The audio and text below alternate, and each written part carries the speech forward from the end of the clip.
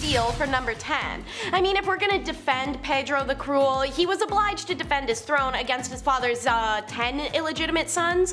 On the other hand, they wouldn't have had so much more support from the people than the king himself if Pedro hadn't outraged his people with arbitrary killings, drama, and rules, as well as the pretty cheap treatment of his wife Blanche, the sister of the King of France. His father, Alfonso, had ditched his wife, Pedro's mom, Maria of Portugal, for his mistress once Maria had produced their son. Exiled away from court, Pedro grew up listening to his mother's hatred for his father, yet when he took the throne, he did an almost exact rinse and repeat. Pedro publicly marries Blanche, despite already having secretly wed one of his mistresses, and he abandoned and imprisoned her very shortly after. Basically, if someone looked sideways at him, Pedro had them killed. He inaugurated his reign in 1350 by killing supporters of his half-brothers, and also had his father's mistress killed for his mother. He was said to have killed a man for looking at him wrong way, and burned a woman alive for rejecting his advances. Pedro's new son-in-law, Edward the Black, got blessed with a large gem that he had obtained by robbing and killing a guest in his own house. He also put a hit out on Blanche in the end, and she died via crossbow to the eye. And of course, needless to say, Pedro killed as many of his own half-brothers as he could get his hands on,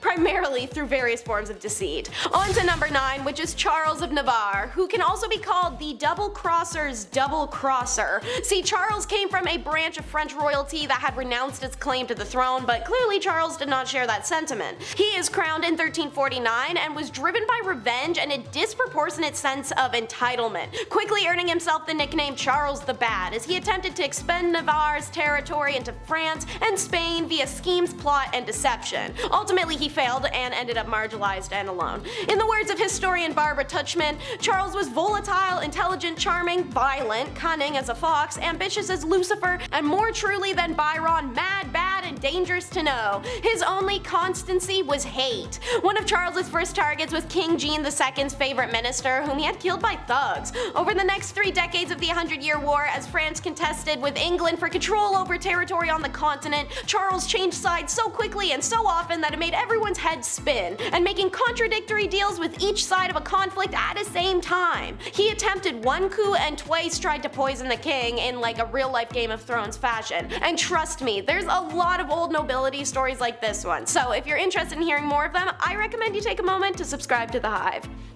Edward III is on our countdown at number 8, and he pulled a total King David. He sent his homie, Earls of Salisbury, to go fight wars in foreign countries so he could go try to bang the Earl's wife on the sly. However, the Countess refused the king's slick idea, but Edward didn't accept that answer and returned after dark. He tells the valets to, quote, "nothing must interfere with what he was going to do, on pain of death." Contemporary accounts from the time, of which there are 5 parts, detail how the Countess was left in an absolutely horrific state. And by the time her husband returns, she's fallen into a deep depression and admits to her husband what has happened. The Earl goes into a blind rage, understandably, and goes straight to Edward, who was holding court at the time. In front of dozens of witnesses, the Earl confronts his once friend, saying, "You have villainously dishonored me and thrown me in the dung," and continues to tell Edward that his actions were so disgusting and inhuman that he could no longer live in the same country with the monstrous king, and then just left England forever.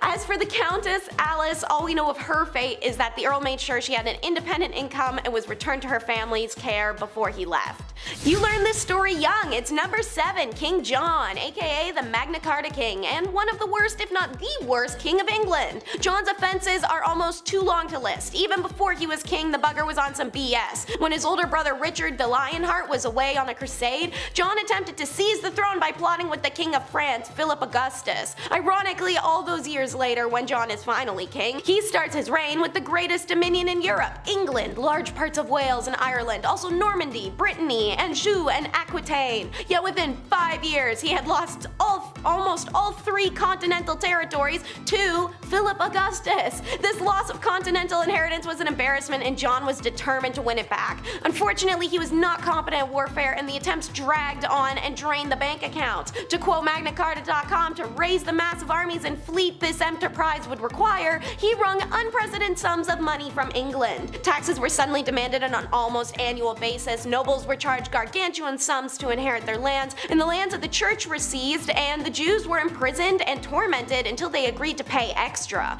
John's reign saw the greatest financial exploitation of England since the Norman Conquest. In May of 1215, 6 months after the French whipped his butt, the people of England rebelled and seized London. With the capital held against him, the king's forced to negotiate and obliged to make concessions. The Magna Carta is signed. Then he had it annulled, and then everyone rebelled again, and then John died, and the barons were still rebelling. The end.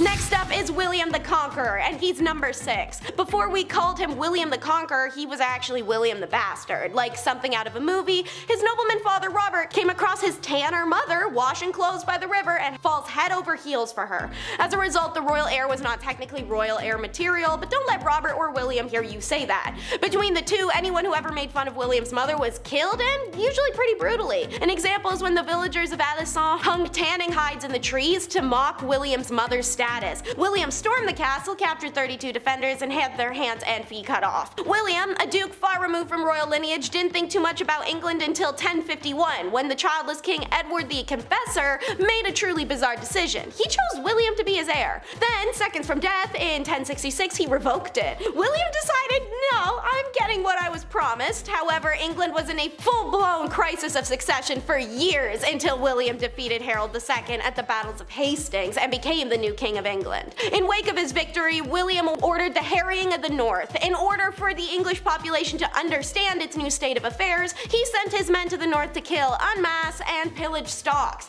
This also made it easier to fulfill his promise of giving the land to his loyal followers. He then imposed new laws, raised taxes, and introduced harsh punishments against those who stepped out of line. The people of England were infuriated by William's new laws, and a series of revolts sprung up north of the country. In response, William and his armies attacked the northern villages, killing everyone in sight as well as the livestock and burning down barns. The lack of livestock led to starvation and disease for what rebels had survived, and the countryside started to reek of corpses. The total death toll, 10,000 people. Number 5. Fear the Dead. With The Walking Dead on their 47th season, I think it's time to take a peek into zombie history, shall we? And find out where this grim idea really started. Well, it's certainly not a new one, I'll tell you that for free. As far back as the early 1300s, residents were buried in the village of Warren Percy, where archaeologists discovered them many moons later, and they discovered marks on their bones. Cuts, burn marks, you name it. Apparently this was all done after they had passed away. But why? Scientists believe that these injuries inflicted after their untimely death were to prevent them from being reanimated, you know, coming back to life and haunting your village. To keep them in their graves, of course. Unless this dude did something to piss off an entire village that much, they were clearly afraid of this corpse coming back to haunt them. Number 4. Studia Generale. This period also saw the birth of what we call the modern university. This was a culmination of material translated and taught to provide a new infrastructure to scientific scholars. Some of these new universities were registered by the Holy Roman Empire as an institution of international excellence, giving it the title Studium Generale, or better known as Studia Generale. Most of the early Studia Generale were discovered in Italy, Spain, England, and France. These places of study were considered the most prestigious places of learning in all of Europe. I bet you the school hoodies were still so expensive. Just someone's old textbook with a mustache drawn on Marcus Aurelius. The listed number of institutions began to grow as new universities were founded throughout Europe. As early as the 13th century, scholars from the Studia Generale were encouraged to speak and lecture courses at other institutions within Europe to share documents and information, which led to the current academic culture seen in modern universities today. It's a TED Talk, come on. There had to be one cool professor back then, like the guy who lets the class teach itself, orders pizza, has tenure, and hates the monarchy. Number 3. Medieval taverns. Say you want to grab a pint with the local lads. Where do you get an IPA in the Dark Ages? Where do we get a 6-pack of Arthurian ale? Well, this is the medieval ages, so instead of venturing through the woods to hopefully maybe find another town, just ask thy neighbor. That's right, in the Middle Ages, you could brew your own ale. No problem, no one's asking any questions. Give it a shot. In the late 12th century, baking bread was not freely permitted, but making ale in your basement was. I guess that's great. So the higher ups, the noble lords, they wouldn't care if you made ale and had a block party, but if you made a weak ale, or it was improperly measured and then distributed, Then, and only then, do you get a fine. Arrest this man at once. Number 2. St. Patrick. St. Patrick was a 5th century Roman British Christian missionary and bishop in Ireland. Also known as the Apostle of Ireland, although he is the first apostle, having lived prior to the current laws of the Catholic Church. He is considered a saint in the Catholic Church and is regarded as the enlightener of Ireland. The dates of Patrick's life are not certain, but there is a consensus that he was active in Ireland during the 5th century, making his rounds as a missionary, speaking the good word of God. But let's get into what everyone talks about with this guy. The good stuff, like slamming a green Guinness or getting all the snakes out of Ireland. I mean, I love the structure and the faith and stuff, but also chasing every snake out of an entire country with a walking stick? Shoo! Shoo, you bull, you bleeding bleeder. Go! Go! Do you know how big Ireland is? St. Patrick's Day is on March 17th, the supposed date of his death in 461 AD. It is enjoyed inside and outside Ireland as a religious and cultural holiday and remains a celebration of Ireland itself. And finally, number 1, dancing plague. A medieval plague, but make it groovy. Yeah, let's start dancing. That's right, the dancing plague. This was a real danger back in 1518. I'll try not to laugh, but I'll try. This was perhaps one of the weirdest events in history. Fra Trafea was the first victim of said plague. She was moving her body around frantically, so much so that it resembled a dance or something, in the middle of the Holy Roman Empire. And as if that wasn't weird already, dozens of others began to join. And then more, all moving their bodies with a similar, wacky, frantic twist. This was long before Chubby Checker came along, so we still have no idea what was going on here. Like, we're out of guesses at this point. This twist lasted for months. People were dropping on the spot. It was scary and confusing. In total, there were around 400 victims that fell to this mysterious illness. That's a lot of deaths. That's a lot of real deaths. This was documented in 16th century historical records, so I don't think the story is made up per se. No one would make this up. It's terrifying. A Catholic saint at the time, Saint Vitus, was believed to have the power to curse people with said dancing plague. What an amazing power also. Guy starts moonwalking away, you're like, beat it. Some suggest this was a cult, others believe they ate toxic rye. Who's to say for sure? Either way, we're all dancing. Number 10, beauty sleep. When you go to bed at night, ideally you want 8 hours. Me, personally, I'm lucky if I get like 6. I don't know, I'm like a child. I'm restless at night. I'm kicking around, I'm making weird noises. It's insane, it's problematic. Maybe I should see someone. If this were medieval times, however, I'd be set. See, back in the Dark Ages, it was common to have 2 4-hour naps at night rather than one swift 8-hour slumber. See, many believe this was to tend to a fire, or hopefully not a fire. You know, gotta wake up, make sure things aren't gone. It's medieval times, it was rough. You wake up, throw a log on, yawn, and then hop back into your pile of hay. I don't know, whatever they had back then. Good times. This system of waking up after 4 hours, it sounds like an unhealthy inconvenience, but in reality, historical accounts suggest that people in the Dark Ages generally slept for longer periods of time, despite their sleep being interrupted by periods of wakefulness. They slept longer due to the fact that, you know, light bulbs didn't exist yet, so lava lamps weren't a thing, neither were alarm clocks. So people would often go to bed shortly after sunset and wake up with the sunrise, so that's a good rest. That's a good medieval rest. That's like 12 hours. Number 9, the Norse disappearance. I just watched The Norseman. I'm gonna start barking at people now when I'm on the subway, just to, you know, get my old roots back, my old Norse roots. There are several theories regarding the disappearance of the Norse from Greenland during the Dark Ages, right? Where did they go? Where does a Norse Viking go? That's a little concerning. Where'd that guy go with the beard and the hatchet? That's a little important. One theory suggests that climate change played a significant role. The Little Ice Age, which began around the 14th century, that led to a decrease in temperature and a shorter growing season. Of course, making it difficult for the Norse to farm and raise livestock and, you know, have that big mighty beard and eat good. This could have resulted in a decline in food production, leading to famine and ultimately the collapse of Norse settlement. Another theory suggests that the North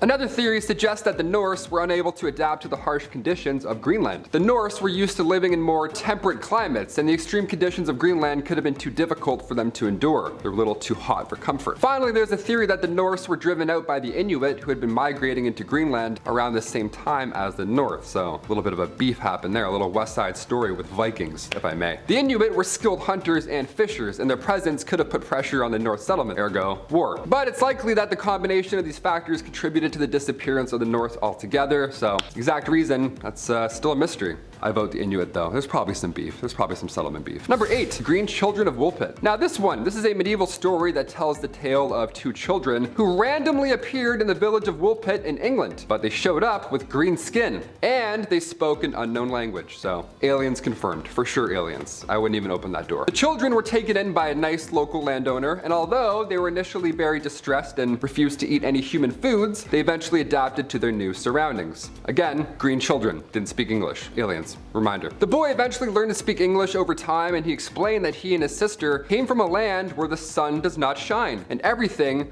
was green. Yeah, it's like Avatar 3 going on. Something's going on out there. Sometimes the grass is greener on the other side, but sometimes the people are also green. That's fun. That's a fun little bit. Bunch of incredible hulks in a place where there's no sun. Sounds nice and warm and welcoming. Lovely. Let's find out more. The origins of the story, of course, remain a mystery, with various interpretations ranging from folklore to my personal favorite, extraterrestrial encounters. Love aliens, love that. Grew up watching Signs. You tell me in the comments, did this happen? Are these aliens? Were these just random children? Is this all bullshit? Who knows? Number 7, Shroud of Turin. The origins of the Shroud of Turin, a piece of cloth that bears the image of a one Jesus Christ, a crucified man, shrouded in mystery it seems. According to tradition, the shroud was used to wrap the body of, again, one Jesus Christ after his crucifixion, and many Christians believe this right here to be the burial cloth of Christ. I pointed like I actually have it here. I don't have it here. I wish I did. That would be great. We get a lot of likes, but no, it's over there. However, its authenticity is the subject of ongoing debate, of course, because I mean, who really knows? The shroud first appeared in historical records in the 14th century, and it's been housed in Turin, Italy, since the late 16th century. Again, that's a pretty mighty piece of cloth right there. Next national treasure. Nicolas Cage has to grab that and put it in his pocket like a cowboy. Number 6, John Cabot's fate. John Cabot, he was an Italian explorer who sailed under the English flag, and he's known for his voyages to North America in the late 15th century. His final voyage in 1497, this was intended to establish English trade and settlements in the New World. But Cabot, he set out with a small fleet of ships from Bristol, England, and he sailed along the eastern coast of North America. However, something happened. He encountered difficulties, I guess one could say, including rough weather and a mutiny among his crew, which is much worse than a storm, I would say. And his fate remains unknown to this day. That rhymed, Dr. Seuss, love it. Some historians believe that Cabot may have perished at sea, while others speculate that he may have made it back to England and then died there. So, how did he go? Was he eaten? Who knows? Who really knows? Number 5, Joan of Arc. Finally, a woman in the Middle Ages. Who'da thunk? Joan of Arc was considered and still is revered the heroine of France for her role in the Siege of Orleans during France's 100-year war with England. Joan of Arc, a peasant with faith on her side, had believed that God had chosen her to lead France in victory against England and had spoken to her since she was young. At only age 17, she had stolen men's armors, a white horse, and like a Valkyrie riding into battle, she had convinced an entire army that she was appointed by God to win. And then did! That's the most badass thing I've ever heard in my entire life. After such a miraculous victory, her reputation spread among France, and upon her capture and death at 19, the Maid of Orleans herself would forever live on as one of the greatest saints and symbols of the country of France. Number 4, Henry V. Another war? All these people do is kill each other. Does anyone fish? Or golf? No one, huh? Just swords and heads, swords and heads. A history itself. This time, England beats France. King Henry V, Prince Hal himself, leans into his kingly duties, demolishing France in what Shakespeare would delve into years to come. The Battle of Agincourt is one of England's most celebrated victories and was one of the most important triumphs in the 100 Years' War. Then should the warlike Harry, like himself, assume the port of Mars, and at his heels, leashed in like hounds, should famine, sword, and fire crouch for employment. Henry V, prologue. Good stuff. How come these guys didn't just like rap battle or play soccer or something? Like an arrow right through the chest is way worse than a red card, just saying. Hey, speaking of soccer. Number 3, mob football. I'm not talking about the mafia. Put 1,000 on Brady, would you? I'm talking about mob football, also known as folk football. It's just like our modern day soccer. Town versus town. Except it has an unlimited amount of players. And there's only 2 rules to the game. Get the inflated pig's bladder over the opposing team's lines on the other side of town, and no murdering. I mean, I guess this is closer to rugby? Yeah, this is literally just rugby. This game was played competitively and eventually outlawed at Oxford University in 1555. Just a guy named Jeeves in a polo. Oh yeah, I play mob football at Oxford. Yeah, I'm I'm also in a frat. This game got so out of hand it was banned numerous times in England. There is great noise in the city caused by hustling over large balls from which many evils may arise which God forbid. We command and forbid on behalf of the king, on pain of imprisonment, such game to be used in the city of the future. Thankfully this game has calmed down over the years and now has become the most popular played and watched game across the world. Go Liverpool! Number 2. The printing press. The printing press is a machine that was designed for the mass printing of text, mostly in form of books and newspapers. With an unknown date of origin, first invented in China, this machine designed in the 15th century by Johannes Gutenberg was a revolutionary new form of writing which would only change the direction of history with the mass production of uniform text. Long story short, people didn't have to get the world's worst wrist cramp writing Hamlet over and over again. To be, or not to be, 86 more folios? The alphabetical metal keys would be placed into the device and slammed into the paper, pressing ink upon the parchment. You know there's gotta be some books half written in purple ink because they just ran out of black. Come on, we've all been there. Ink's expensive. Number 1. William Shakespeare. The Bard himself. Arguably the most influential writer of the English language. William Shakespeare was born in Stratford, England. One of the easiest ways we can look back into the dialogue and lifestyle used by the people living in the Middle Ages. This playwright documents the world in which he lives from 1564 to 1616. Due to Shakespeare's unbelievable talent for building and fabricating an array of diverse stories and characters via players, modern day is able to see the Middle Ages and the similarities and differences the people were experiencing. His plays are based in the environment that they were written in. He writes about diseases, he writes about monarchy, he writes about women's rights. Okay, so no one actually got turned into a donkey by some fairies in the woods, but some of those wars actually did happen, and some of those kings and queens were really twisted. How this man created so many brilliant works and stories, all part of the mystery. What do you think? Genius? Or did the guy have some help? One man in his time plays many parts. Rome really had existed as nothing but a name by the time the empire falls on September 4th of 476, having been falling inwards on itself for just short of a century at that point. So started the periods between the 5th and the 15th centuries known as the Middle Ages. This time can be split into 3 main sections: the early Middle Ages, aka the Dark Ages, High Middle Ages, and Late Middle Ages. One of the most famous events from the entirety of the Middle Era was truly kicking some ass in the Dark Ages, and it was the Black Death. Something that nobody gets anymore, with exception for a cool 20,000 some odd people between 2000 and 2009, and 56 people in the United States in the last few years. But if we pretend that we don't know that, and if we can avoid chipmunks like the effing plague carrying hairbringers of death they are, then we most likely don't have to worry. But travel back in time, say to the 800s or even 1340s Europe, and your chances of surviving are somewhere between 7 in 10 and 2 in 5. Black Death killed as much as 60% of the entire population of Europe. So when you're at work looking around but with those blank dead fish eyes, bored, cross off every third person you see in a pattern of 5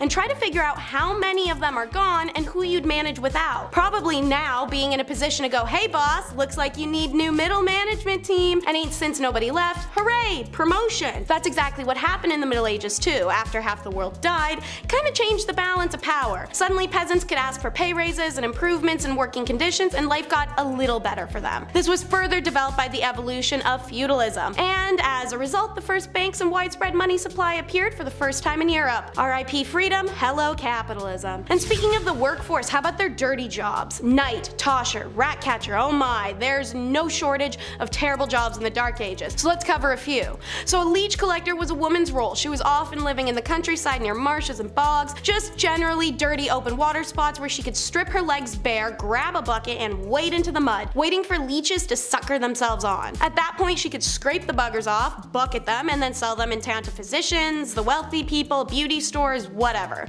Enjoy the scabs and infectious diseases. The groom of the stool was a position for the royal household who was in charge of cleaning the king's badunkadunk, making sure it was clean and dry post his kingly, well, dumps. Tanning leather seems like it would just be hard. Don't worry, on top of stripping animal skin of its fur, soaking it and consequently yourself in lots of lime and salt, it also involved animal feces. See, you'd hire this other guy who somehow had a worse job than you. He's called a pure collector. He'd collect you dog poop, you'd grab it with your bare hands and mush it into leather to treat it. And don't get started on lime burners or treadmill operators, which was essentially a 50-50 death sentence job. And usually whatever job you ended up with was one for life, because chances are you stay in one place. Many people dream of traveling. My generation especially is one that's opting out of children in order to do so. This isn't new, and the human desire to travel and learn is something inherent, coming with curiosity and the need to discover. But this wasn't one of those times. Written records show that a sizable proportion of people not only didn't travel to other countries, they never even left their region or the village they were born in. Even if you did manage to travel, it wasn't planes and annoying but passable airport waits. The average traveler would often sleep out in the open air. Inns or other forms of accommodation were few and far between, and usually too expensive for the typical person to afford. So, aside from the super fun chance of freezing to death overnight, travelers in the Middle Ages also had to worry about being robbed or attacked on the road. Many people therefore chose to travel in groups, but even then you weren't entirely safe. Your homies could turn on you at any second. Consider also that roads and pathways were rough, and this was a ridiculous era where even spraining an ankle could prove to be fatal. Then there's finally bridges, which are quite rare, especially outside of big cities, so you might have to cross rivers manually, and while they could memorize and recite Latin every day, these dummies couldn't swim. Drowning was all too commonplace. Even the Holy Roman Emperor Frederick I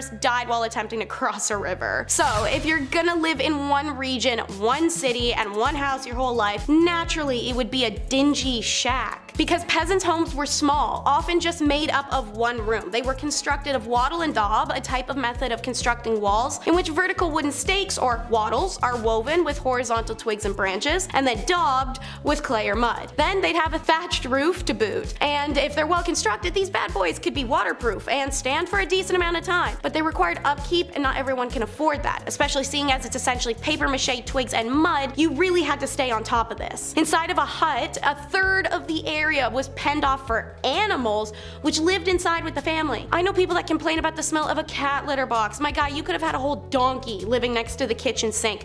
Chickens, cows, pigs. Then, to really complement the mildew smell of rotting roof and the stink of sweat and feces covered animals, a fire burned in the hearth in the center of the hut so that the air was permanently eye-wateringly smoky. Furniture was maybe a couple stools, a trunk and bedding, and a few cooking pots. Beds were a thing, but they weren't very great. And don't forget a couple of dirty chamber pots kicking around the room. We may have discovered a new homing style, you guys. We could call it medieval open conceptualism with minimalism aesthetic. And when it's time to get your kid out of the house, you hook them up with an apprenticeship. The freaky Greekies weren't the only ones tossing their kids at other adults saying, here, take this and raise it. However, unlike the Greek apprenticeship, which came with some strings attached, as explained in the recent Top 10 Reasons Why Living in Ancient Greece Was Impossible video, the Dark Age apprenticeship was truly and solely about work. But nobody said it was good or fair work. From the midpoint of the Middle Ages onward, master craftsmen were permitted to employ youngsters for free so long as they provided them with food, lodging, and formal training in their specific craft, which would undoubtedly elevate their status in the society. But getting through an apprenticeship was hard as hell. First, nobody said the food had to be quality, so rations often sucked and apprentices could effectively starve. But then there was the fact you could just get beat up by your master at any time, because it was literally expected of them to do that. Why? Because apprenticeships were ways of parents to get crappy, troublesome teens out of the house and learn some discipline in society. To add insult to injury, apprentices were stuck between childhood and adulthood by being teens. Because on one hand, a teen in medieval times would have been treated as an adult. On the other hand, privileges of adulthood, like the right to inherit money or ownership of land, didn't come into play until around age 21. So you're expected to be an adult, treated like a kid. Small wonder then that the tales of apprentices misbehaving badly are a staple of written accounts from the Middle Ages. Rather than dedicating themselves to their professional development, apprentices would often be found in pubs and brothels. Normal middle-aged teen activity. Number 5, the moss. I ain't gonna come in here and tell you I know what it's like to be a woman or pretend I understand. There's been lots of great photos of humans that have been taken throughout history, but one that we miss for sure is when I was a kid and I learned what happens to women on those special couple days of every month. Not shock, just confusion. The look on my face, it was priceless. I wish y'all could have seen it. We got things mostly figured out now though, but think about the past. Medieval times, not an understanding time for ladies. There were just no products to help in that scenario. So, have you ever wondered what they did? I did. Weird thing to think, I guess, but oh well. Moss pads, yeah. Take some moss, you wrap it up in a cloth, bada bing, bada boom, now you're in business. Which actually is really smart when you think about it. I never would have thought of that, but I'm a dude, so I wouldn't think about that. I don't think about those big thinking thoughts and things sometimes. I'm just a big dumb guy. Number 4, witch hunt. This is also a time where if a woman speaks out of line, or does something to upset the feng shui of things, there's a good chance she will get labeled a witch and burned at the stake. This was becoming an issue because, Well, it was becoming a witch hunt, meaning anything that was slightly not cool or basically anything people feared or disliked could be labeled witchcraft, and thus likely an innocent woman would be burned at the stake. I mean, it sounds like they had it down to a science, really. Woman does something crazy, we'll bring out the charcoal briquettes. No, see, that's not right. It's not like they could have done this amazing thing called investigate. You know, see if the woman was actually innocent or the claims that she was a witch because she wants to be paid a fair wage like a man. Doesn't really sound like witchcraft to me. Maybe don't be so hasty to bust out the pitch and torches. That's all I'm saying. Number 3, you gotta do what you gotta do. I know what it's like to be down on your luck. Trust me, it sucks. It's not fun. But you budget, save, and work hard. You'll be back in the black before you know it. Women of medieval times got up and went to work. The kind of work a lot of women were forced to do because of circumstances. The oldest profession in the book, selling booty. It's been happening since day one, and it won't be going anywhere soon. Now, I'm not here to condemn that kind of work. And funny enough, in medieval times, it was considered to be an actual profession. I just feel if you're gonna be in that line of work, it should be your choice. I'm a Las Vegas kind of guy. I love gambling, boozing, and the freedom to do what you want after strolling out of a casino after too much drinking and gambling. If you know what I mean. Sometimes you gotta do what you gotta do to make the bread, and they just had to do what they had to do. And that's it. Number 2, Hell Hath No Fury. Princess Olga of Kiev was a prime example of hell hath no fury like a woman scorned. Long story short, her husband was torn apart by trees. Some gruesome stuff. It was actually, if you look at it, it's not nice. So like the Sith on its worst behavior, she plotted her revenge. When 20 men she deemed were all responsible for her husband's passing were coming into town, she had a large ditch dug where they were buried alive. That is so heinous. I can't even. She then extended a welcome to more of the men responsible. When they arrived, she invited them to wash up in her bathhouse, where she had the doors locked and the place torched, like it was a witch hunt or something. Just had them cooked. Just cooked them up. But I mean, they burned women, so why not? Why not cook some dudes? Okay. Number 1. Honestly, who throws a shoe? If you've ever been to a wedding, then you've probably seen the bride throw a bouquet of flowers to waiting bridesmaids and other lucky ladies. Because the lady who catches the flowers is the next woman to be swept off her feet and to be married. Put a ring on it. Kind of ending on a wholesome note here, which is kind of nice, but it's still a little messed up. Hear me out. In medieval times, it wasn't flowers, it was shoes. At first, it doesn't seem so bad, right? Shoes. We'll throw some shoes around. Why not? Besides, you know, the shoe being thrown too hard, you wouldn't want to catch a loafer on the side of the head. That would hurt. I think we forget how filthy our shoes can be. I mean, they walk through everything. Dirt, mud, blood, and if you're in medieval times, having a good old-fashioned wedding in the village probably meant some manure. Eek. Well, I'm all about tradition, but maybe we could throw the flowers instead. They just smell better, and you know, there's less poop. Number 10, Treaty of Verdun. The Treaty of Verdun, or also known as Traité de Verdun, was a contract agreed on in August 843 in which divided the Frankish Empire into 3 kingdoms among the surviving sons of the Emperor Louis I, the firstborn son and heir of Charlemagne. Long story short, all the grandsons were all at civil war with each other about who was getting what did Grant promise. The treaty followed shortly after almost 3 years of wars between the brothers. It was the first in a series of partitions contributing to the dissolution of Charlemagne's empire, and it is seen as a blueprint in which modern societies are based off of. Basically, the brothers all had to split what their grandfather had decreed his own into land. Lothair the First, coolest name, Charlemagne's eldest son, received Francia Media, or the Middle Frankish Kingdom. Louis II received Francia Orientalis, or the East Frank Kingdom. And Charles II received Francia Occidentalis, or the West Frankish Kingdom. You and I both know the youngest got the most. Come on, I'm just gonna say it right out. Everyone likes to talk about the eldest son this and the eldest son that, but we all know the baby gets whatever they want whenever they want, don't they, huh? I'm looking at you, Taylor. Come here, man. It's true, man. The baby gets everything. Middle child? This guy didn't even exist growing up. Didn't hear from him. Number 9, Underground Castle. Big Chet and I are currently replaying Ocarina of Time, so in honor of Hyrule, I gotta include this medieval castle. It was once a residence during the reign of King Henry III. This castle was actually discovered recently underneath a prison yard back in 2015. The old prison castle, we love those. Shawshank Redemption 2, Medieval Edition. Super recent discovery. Archaeologists discovered walls of a castle underneath the basketball court in southwest England at a former prison. Yeah, dudes were shooting threes over top a kingdom and they had no idea. How amazing is that? This was the same castle that played part in the mid-1100s during England's Civil War. The castle actually fell later in the 1400s, and the prison was built on the grounds later in the 1700s until it closed its gates forever in 2013. And then we were shooting threes and then we discovered it, of course. If I was a ghost haunting these grounds, I would make every shot miss. Easily. I would just float near the net, tap the ball away, like, nice try. Back to prison. Number 8. Stonemasonry. So we all know about who wrote what and who translated what to what text and which language, while writing what play, which was based on who. But who built all this stuff? When we think of the Dark Ages, we can't forget the megalithic Leviathan stones carved and molded together to create the enormous Gothic castles and cathedrals that are still standing to this day. How did people do it back then? Well, masons in medieval England were responsible for building. Masons were highly skilled craftsmen, and their trade was primarily used in the building of castles, churches, and cathedrals. There were 3 main classes of stonemasons. There was the apprentice, the journeyman, and the master mason. So what would a medieval construction site exactly look like? Well, of course, there's the master mason. He's usually the head and the overseer of the work, and he's the most skilled of the tradesmen. This is like the head honcho on site. We've all seen this guy walking around site. He's always angry, he's always yelling, "Hey, who's got the plans? You, give me those. What are these? Backwards, you idiot. I would have put the window down there." So how did they exactly chisel out all of these castles from one giant rock? Well, they didn't. The stone had to be quarried first. From quarrymen. These were not masons. Their job was to get the stone for the masons to work on out of the ground. Local stone was used first, but occasionally stone could travel vast distances, even from other countries. So I gotta drag that boulder there all the way to Scotland?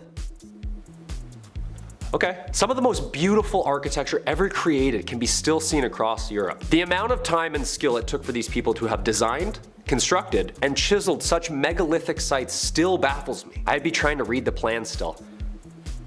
Oh, that's north. I got it. We're good. Number 7, apple bobbing. In a time where bodies were literally piling up on the side of the road, I can't believe we got apple bobbing out of the whole ordeal. That's crazy. It seems like ill timing, but it is the Dark Ages. What can you do? Apples historically have always been a symbol of importance. The Greek golden apple started the Trojan War. Snow White's poison apple was a symbol of importance in literature and all that good stuff from growing up. And in the Middle Ages, apples were viewed as a symbol of romance and fertility. These things have roots, pun intended, of course. In medieval times, bobbing for apples was flirty. It was their version of speed dating, dare I say. What happened was all the leftover apples from the big harvest were then put into a big bucket. Each apple had a villager's name on it, and then maidens would have 3 chances. 3 chances to grab that apple with their teeth. 3 chances to win a date with the English Tad Hamilton. What a weird time. Can you imagine if this was in Game of Thrones? Reek is just shivering for 2 seasons, bobbing for Ramsay's Bolton apples. We're like, medieval times were dark. Holy shit. Number 6. The feudal system, aka feudalism, was a form of structure system existing in medieval Europe in which people would work and fight for nobles who gave them protection and land in return. A social political system in which landowners would contractually bind tenants to exchange their goods, loyalty, and simple space for safety and comfort within the laws of those ruling. Basically, this is like our renter's agreement now. I'll give you a place to stay and some heat. You give me an unfathomable and overpriced amount of shillings for these extremely low ceilings. Yeah, talk about crooks, man. This system stayed in place for more than 1,000 years and managed to fizzle its way out of society somewhere in the 15th century. Not just anybody would ask to be signed to this deal. There was structure and there was order. There was a lord, aka the landowner, aka your landlord, allowing vassals, aka tenants, to rent the land by providing services, especially military services. Yeah, you can stay here, but once in a while we're gonna need you to dump a bunch of boiling water and over that wall. Is that cool? Yeah, you're fine with that. The plot of land, called a fief, was typically worked on by serfs who were laborers who had very few rights and were bound to the land itself. These were the lowest class of people, and they basically did any and all to stay safe on the lord's land. Jobs would include farming, jobs would include cleaning, and was a minimum of 3 days' work to maintain in good standing and remain stationary. Sure, there was no dental or mental health days, but come on, a 3-day work week? Planting a couple carrots here and there? It doesn't seem that bad. Number 5, license to pour. We got inns, we got taverns, so what else? Where can we get a pint in the 1500s? I am thirsty. Well, come the time of King Henry VII, these establishments were known as pubs. I know, I'm jumping ahead here a little bit, but this is the perfect time to talk about some early pub history. Why not? Just squeeze it in. By 1577, there were over 17,000 alehouses, 3,000 inns, 500 taverns all throughout Old England. So that's one pub for every 200 people. That is so much ale. That's, oh my gosh, did they work here too? This is a lot. So in order for this to take off, an act was passed in 1552. Innkeepers needed a license, so you can no longer throw a sleeping bag down, make some questionable wine in your cellar, and then call it an inn. That's not how it works. We're not doing that. We're not going to your basement and sleeping and drinking your ale. It's not gonna fly anymore. Show me some license. Show me some licenses. Number 4, cherry brandy. Okay, it doesn't matter if you're a noble or a knight or whatever, everybody wants to go to the pub and loosen up, especially a young Prince Charles. Back in the day, he would often visit the local Stornoway Harbor Village pub. So yeah, you would walk up, sit next to a prince and be like, hi, can I buy you a drink? What's going on here? He would often order from the bartender in a soft voice a cherry brandy. This prince was being discreet, but unfortunately a local reporter just happened to be sipping some crispy cold ones at the same time and overheard this guy getting his whistle wet. So now it was of course a huge scandal. A prince drinking, having fun? Number 3, Tavern History. Before the Middle Ages, there were still taverns, places where alcohol was sold. Of course, this goes back thousands of years. Taverns, believe it or not, existed during ancient Roman days. In ancient Greece, the Lesh, which was a fancy club, it served food to its members as well as strangers. So it was the first tavern, essentially. Ancient Greek taverns as well. Imagine making ale in flip-flops and like a little toga. I'd be dancing around, it'd be so light and just, it wouldn't actually be horrible. It sounds like a horrible job. The Code of Hammurabi from ancient Babylonia, so around 1750 BCE, even all the way back then, they had the death penalty in place for those who improperly diluted beer. Imagine losing your head because you threw in too many hops. Like, oops. You see him take a sip, he's like, you're like, oh, please. Number 2, drink ale responsibly. The night is beginning to wind down. There's a guy in a piccolo playing closing time in the corner. It's time to hit the road. We're feeling it. Stools are going up. Some guy's wiping something off something. How dangerous are these drunken commutes at this point? Well, back in ye olden days, there wasn't a friendly server that made sure you had some water before calling you a cab. No, in the 14th century, ale was 3 gallons for a penny. Nobody was cutting you off. They're like, yep, keep going. Give us your pennies, sir. Down your throat.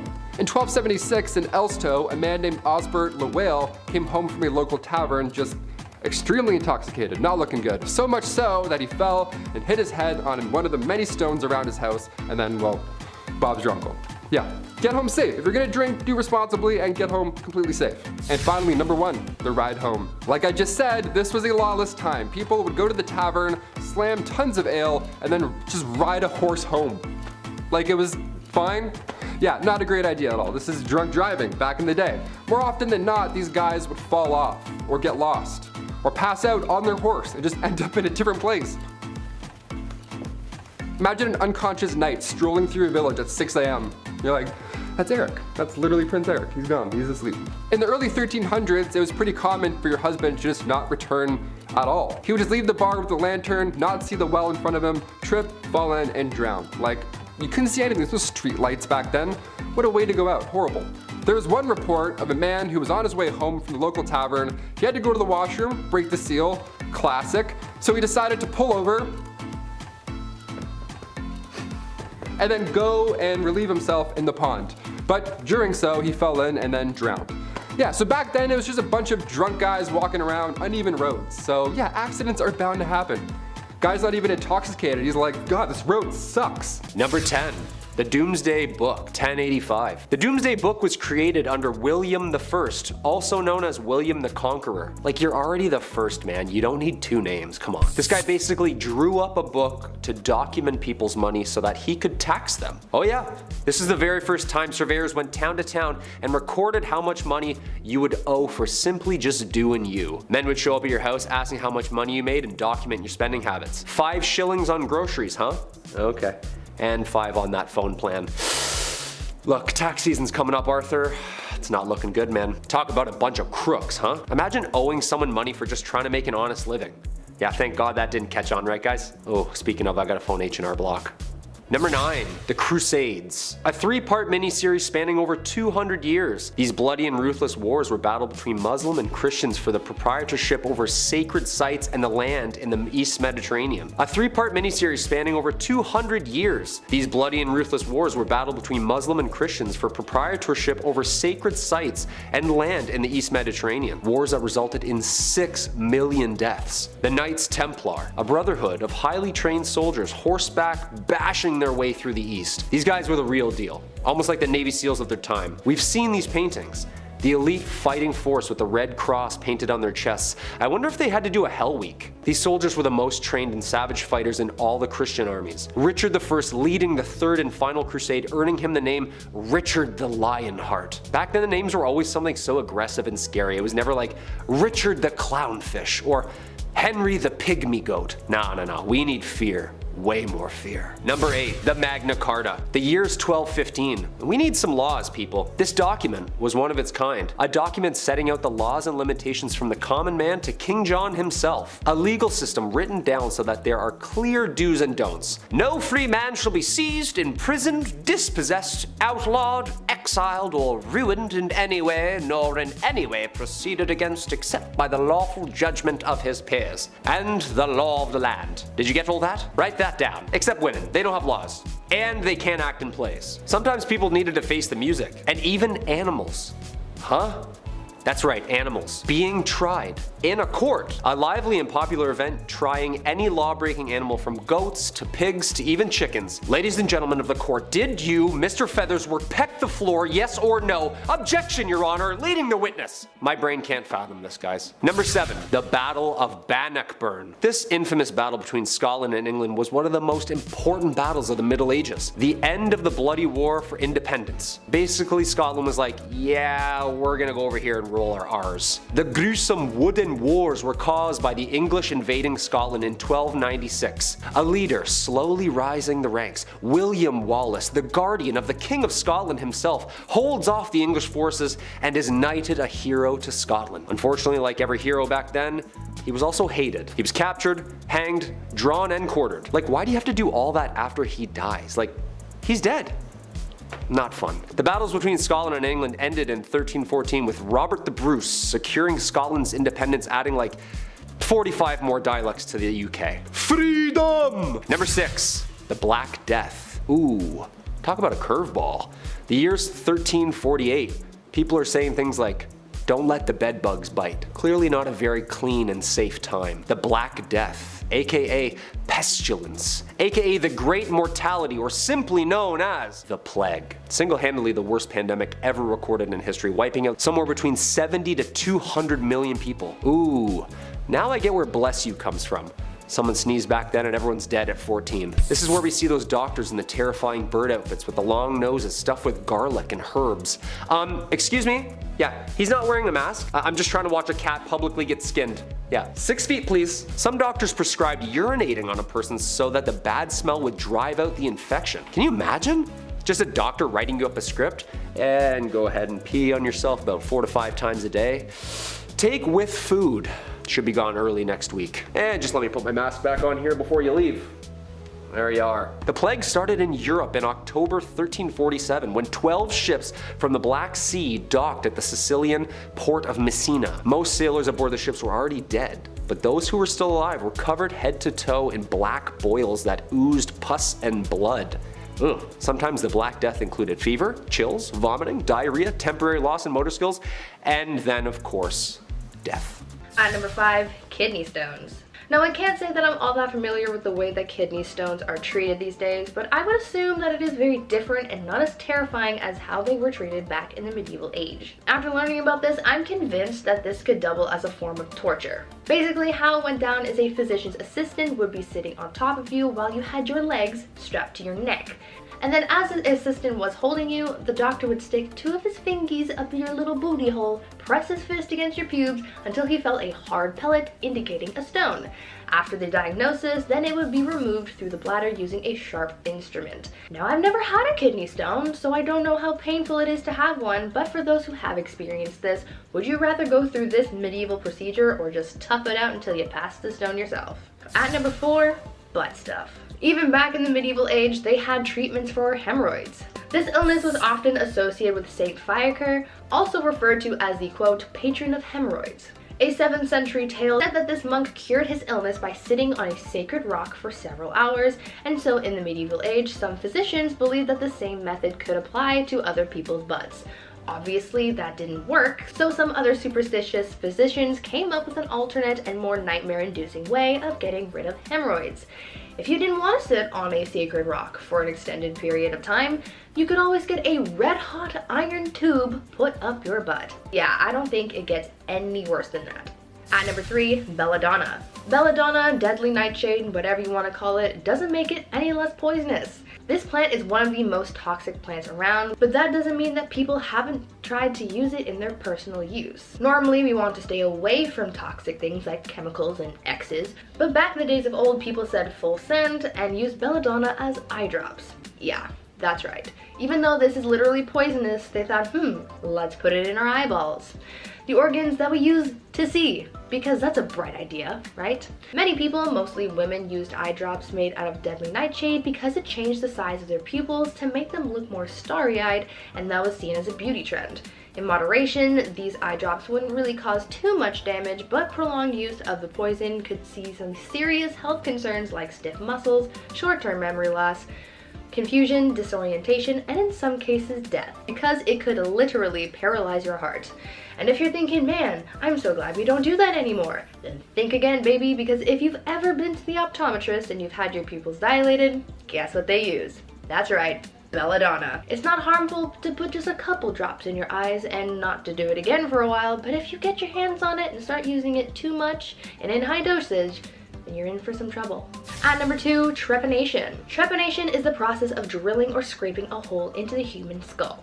Yeah, I know, that doesn't really sound like fun in the slightest, but back in the olden days, people did it, and it was a relatively common body modification for some reason. This practice was done in all sorts of cultures throughout different periods of time. During the medieval ages into the Renaissance, trepanation was used to treat epilepsy and mental disorders. This practice also dates as far back as the Paleolithic period. In ancient Peru, trepanation was done using a ceremonial knife called a tumi. In ancient Greece, it was done using a drill. Polynesians used sharpened seashells, and in Europe, the procedure was done using sharp flint or obsidian. Though we know that in the medieval times and the Renaissance, trepanation was considered a medical practice, in ancient times, the reason for this practice is still uncertain. It could have been to try and fix damage from a head trauma, but it's also believed that this practice was done to heal mental problems, release toxic spirits, or even as some kind of ritual. And finally, at number 1, knife hand. Now this one is by far the craziest medieval surgery in my opinion. So you know Captain Hook, right? He's got a hook for a hand. Well, this guy I'm going to tell you about has Captain Hook beat by a landslide. A 6th century medieval burial was found in Italy, and it revealed a male warrior who had a knife for a hand. Yeah, this man had a knife instead of a hand. This warrior had his hand amputated. However, the reason for said amputation is unknown. In place of the lost hand, the prosthesis was a blade. Now, I don't know if this guy lost his hand in battle or something and they just gave him the best that they could, and that was a knife as a placeholder, or if he just willingly chopped off his hand so that he could have a knife hand. But either way, that is so badass, and I would have loved to see this guy in battle. Peasants, shotgun weddings, and women just had a rough time. That's right, it's top 10 messed up things that happened to wives in the medieval ages. Number 10, property. It should be no surprise to anyone watching this today, but women's rights and the treatment of women was not everyone's priority in the medieval ages. Dudes were just mean. I'm sorry.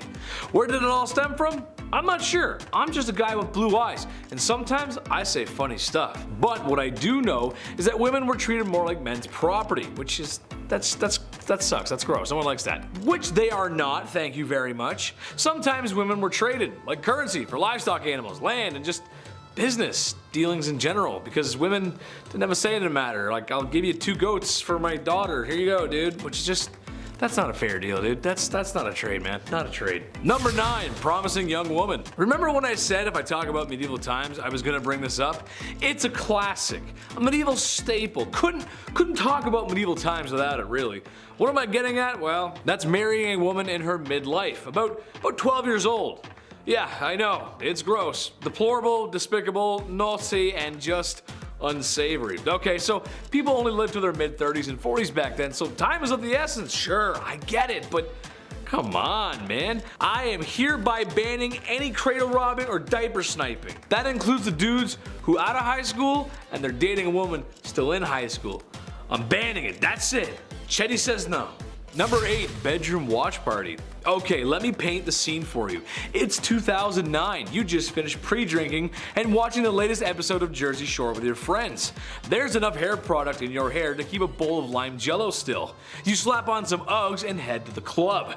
You meet someone who's cute AF. Maybe it's the tequila, maybe it's the apple bottom jeans, but you want to come home with this person. Instead of making it to your bedroom, a bathroom nightclub is now your domain for love. People walk by and witness your actions. But you do not care because this is your life and it's 2009 and you can do whatever you want. Okay, so that, but medieval times. Yeah, it's not a nightclub, but people would just come into your bedroom to witness that you went through with it on the marriage. Nobody wants that. That's just weird. That's not normal. Come on in. Me and my wife are about to... Come on in. Number 7. The Hunger Games. In the not so common case of a woman trying to divorce her husband because, you know, she's most likely not being treated very well and she's just not allowed to divorce and it's really just a messy time for women. How do you lose a woman? You forget to cherish her. Or you fight in combat to determine who wins the divorce. And by winning the divorce, I mean whoever wins lives. Yes, this was something that was actually done in medieval Germany. Basically, there's a little arena. Husband gets put into a hole to make it fair, I guess. There's a sack of rocks and a club, and then you just full send it and start swinging at each other. I feel like most divorces suck. Not that I would know, I've never been married, but I mean, come on, are the married people really telling me at home right now that they want to swing rocks and clubs at each other? I don't think so. Number 6, gross. Kangaskhan, maybe the most down bad dude to ever get on a horse and do what he did. Well, maybe except Arthur Morgan, but he's not real, even though I wish that chiseled, handsome, rugged man was. Despite my daydreaming fantasies, I'm here to talk about a really bad dude, Kangaskhan, medieval conqueror and womanizer. He had so many wives, who a good portion of which were forced at sword point to be his wife, and husband and wives were not exactly sitting around the couch watching news together back then. They did the deed, whether or not both partners signed off on it. What I'm getting at is he had so many offspring that his DNA is still with us today. 0.5% of the male population on Earth are descendants of the Mongol warrior. That's over 60 million dudes. That's just insane, bro. Number 5, bedchambers. Do I need to say more?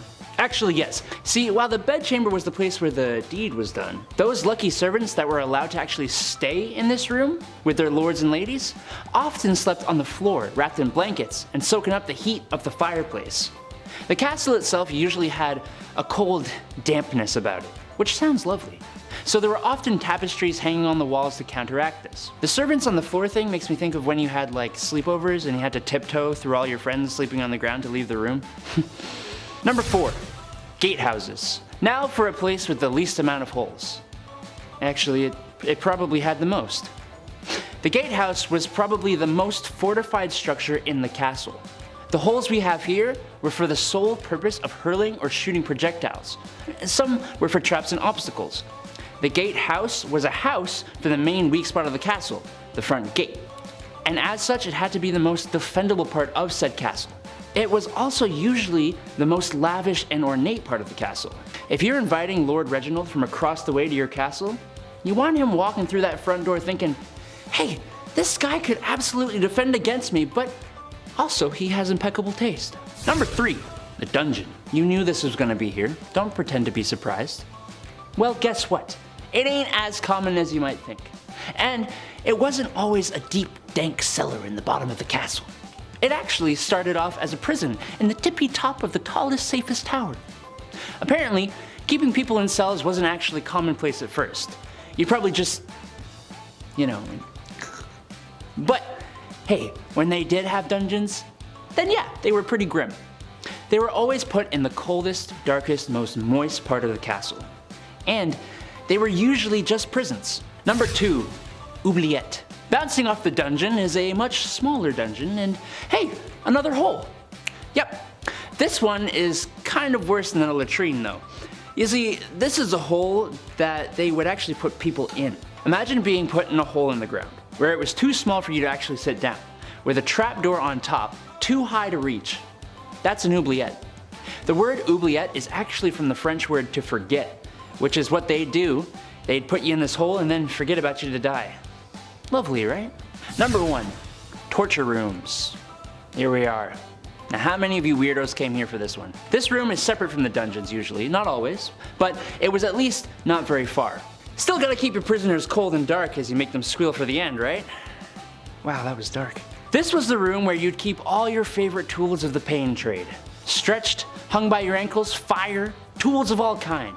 There were trap doors in some torture rooms too that would lead to dungeons or pools of water. Some torture rooms, like those during the Inquisition, had even thicker walls to keep the screams in. Some of these torture rooms weren't used as often as you think though, as merely having a torture room was enough to get prisoners to give you what you wanted. Alright, can we move on now please? Okay. Number 10, Where's My Mummy? Interior of a Kitchen, Oil on Canvas, by Martin Drolling, was painted in 1815 and depicts shades of browns, tans, beiges, and golds that were remarkable of the era. Where did he get these colors, some had wondered? Well, good old Martin had a little help from the dead. Mummy Brown was appropriately named as it was made up of, you guessed it, ground up mummies. From the 16th to the 19th century, many painters favored the pigment and it remained available well into the 20th century, even as supplies dwindled. Egyptian mummies are rare nowadays, not because a few survived thousands of years in their tombs, but because few survived the aesthetic and cannibal demands of Europeans. Eating Egyptian mummies reached its peak in Europe by the 16th century. Mummies could be found on apothecary shelves, either in broken shards or ground into powder. So why did these nutcase Europeans believe that there was medicinal value in a mummy? Bitumen, abundant in the Middle East where formed in geological basins of the remains of tiny plants and animals, it could be semi-liquid or semi-solid. It is viscous when heated and hardened when dried, making it useful for broken bones and rashes. Supposedly, bitumen with wine cured chronic coughs, and combined with vinegar, it'll dissolve clotted blood. Other uses included the treatment of cataracts, toothaches, and skin disease. Because of the stickiness, it was called mum or mummia. You see where the mix-up is coming in? So when the invasive colonial Europeans saw the black stuff coating these ancient remains for the first time, they assumed it to be that valuable bitumen, or mummia, they'd heard about. They were quick to start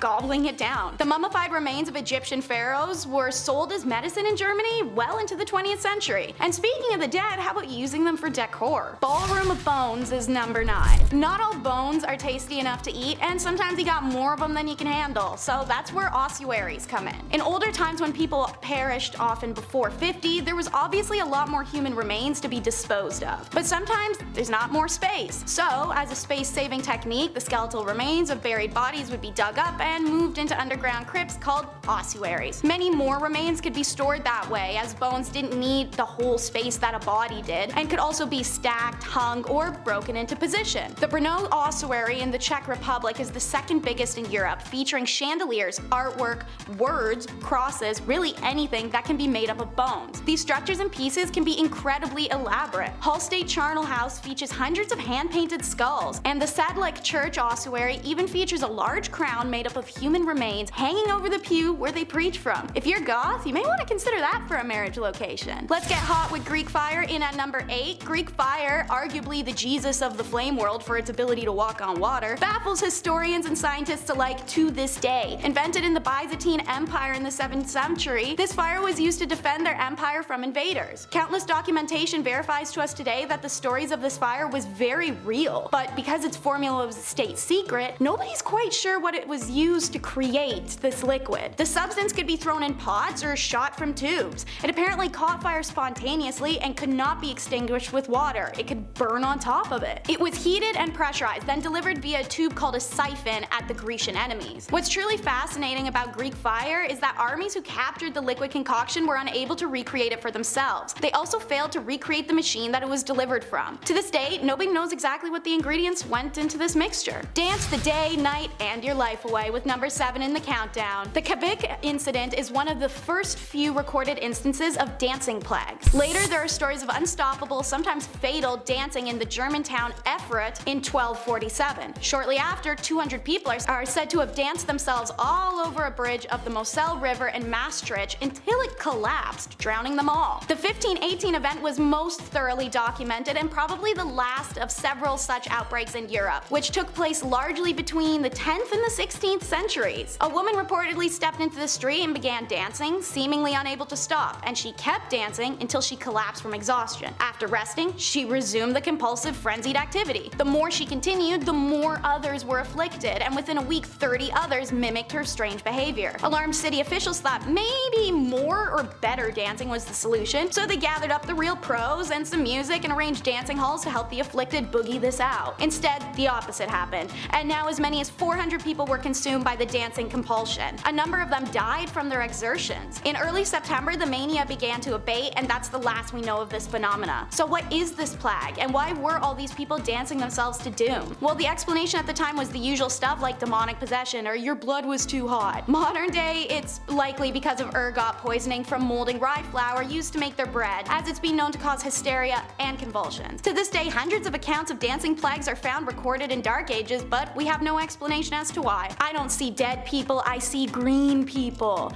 The Woolpit alien children are number 6 in our countdown. Two English chroniclers reported a story from the 12th century that villagers of Woolpit discovered 2 children, a brother and sister, who had green skin and spoke an unknown language. The children were quickly taken to higher officials, Richard D. Colnay's house, where he attempted to communicate and failed. The children also refused to eat for days on end until seeing green beans in the garden, which they ate straight out of the ground. They stayed with Richard long term as he converted them to a normal diet, and they started to lose the green pigmentation. Obviously, after time and growth, these children learned English, and when they were asked where they were from, they told Richard, "We are inhabitants of the land of Saint Martin, who is regarded with peculiar veneration in the country which gave us birth." They further explained that where they were from, everything was green, and they had been tending to their father's animals that they followed into a cave. Emerging out of it, they found themselves in Woolpit. "The sun does not rise upon our countrymen. Our land is little cheered by its beams. We are contented with that twilight which among you precedes the sunrise or follows the sunset. Moreover, a certain luminous country is seen not far distant from ours and divided by a very but considerable river." Shortly after this description of a non-existent land, Richard took the children to be baptized in a local church. However, the boy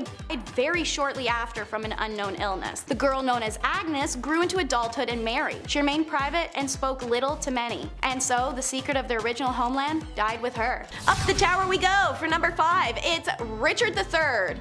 Richard was never meant to be king, and the malign monarch only landed the job in 1483 because his brother Edward's children were deemed too illegitimate for the role. With the support of the Duke of Buckingham, a great campaign promising to improve royal court management, and a stout disapproving of his brother's rampant public adultery, Richard seemed to have potential, but it's kinda hard to praise and look past the 2 nephews disappearing. However, in August of 1483, the supposed soon-to-be crowned King Edward and his younger brother, Richard of Shrewsbury, were sent to the Tower of London to await Edward's alleged coronation. But his coronation never came, and one day they just disappear. The prince's uncle and would-be king has long since been blamed for their disappearances and probable deaths. He had the most to gain, after all. Richard was also doing everything in his power to prevent the lineage going back to them in the first place, such as planning a marriage between Joanna of Portugal and Manuel, Duke of Beja. When that doesn't work, he tries offering up his niece Elizabeth, who at the time rumors emerged that Richard was planning to marry himself.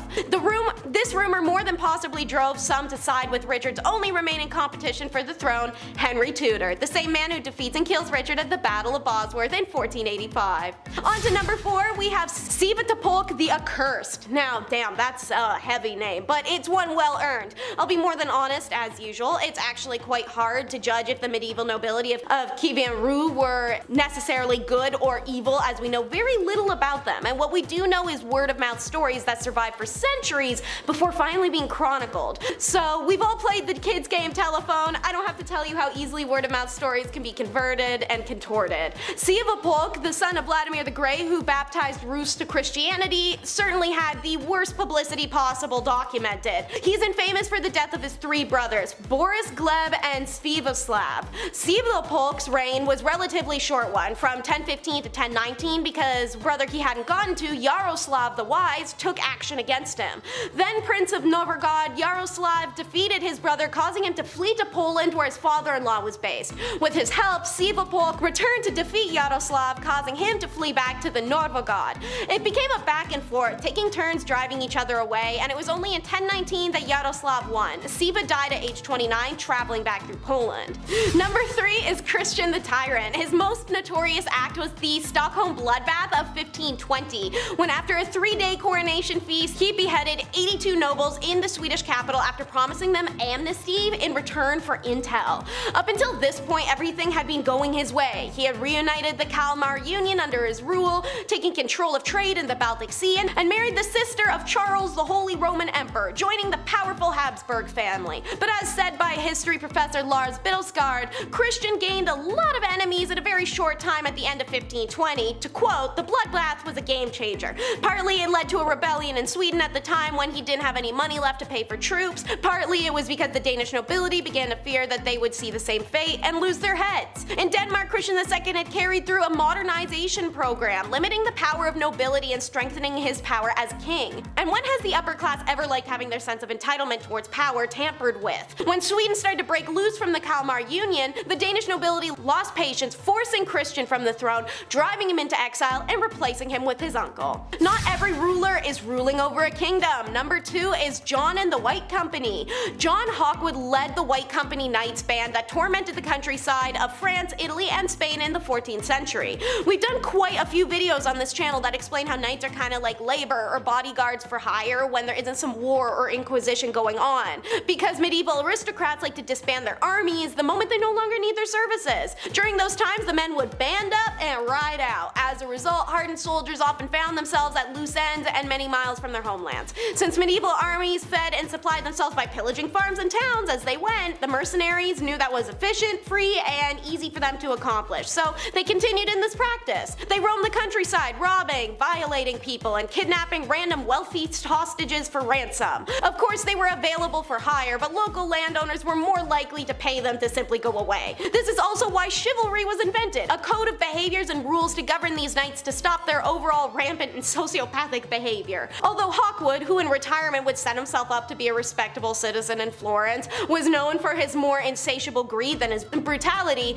and thrived in this time as a freelance knight, he was the leader of a band that carried out the Robert Geneva kill order in Senia, and when 2 of his men were fighting over who would get to take a nun, he simply pulled a King Solomon and cut her in half. Problem solved. It's last, but that doesn't mean it's the least. Number 1 is the Vipers of Milan. Bernardo and Galeazzo Visconti jointly ruled Lombardy in what's modern day Italy. And their joint rule really is a testament for how this family really did do everything together. Everything. They succeeded for throne when they killed their older brother by stabbing him, and their uncle Lucinio was killed by his wife. A plan she concocted while in the midst of a group intercourse get together on a riverboat. Good thing for her, one of her multiple male partners was Galeazzo, because she could just pop her head up and tell him the plans right then and there. Call that triple tasking. Bernardo, the more ferocious of the two when it came to things that weren't adulterous, such as being in a state of perpetual war with the Pope, who tried to issue a bull of excommunication against him, and Bernardo simply responded by forcing the messenger to literally eat it, including the silk cord and the seals of lead that bound it.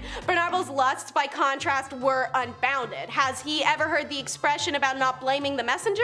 And speaking of Bernardo, watch out Nick Cannon, because while he wasn't a riverboat share sash kind of guy, the dozens upon dozens of illegitimate offspring by his various mistresses outnumbered even the 17 children he somehow fathered with his very long-suffering wife. Seriously, check out this guy's wiki page. It's the craziest list I have ever seen. Their most demented action, however, was the Questamira together. It's a 40-day torment method handbook that they wrote that would be used and distributed for wide public usage, and it's the origin of plenty horrific methods that we saw used throughout the times. So, in at number 10, we have witch marking. I'm trying to avoid some things we've already covered in similar videos, so while we've discussed witches, let's talk about witch marks. So during the English and Scottish witch hunt days, there was a belief that witches always had a natural skin mark. This could be a mole or a scar or a pock mark or even a really bad zit. So when they came across a woman whom they thought were a witch, but she didn't have any of those markers, that was the end of it, right? She isn't a witch? Well, no, they gave her a skin mark instead. specifically by using a pricking needle which the witch hunters would carry. These needles repeatedly pricked the flesh of the accused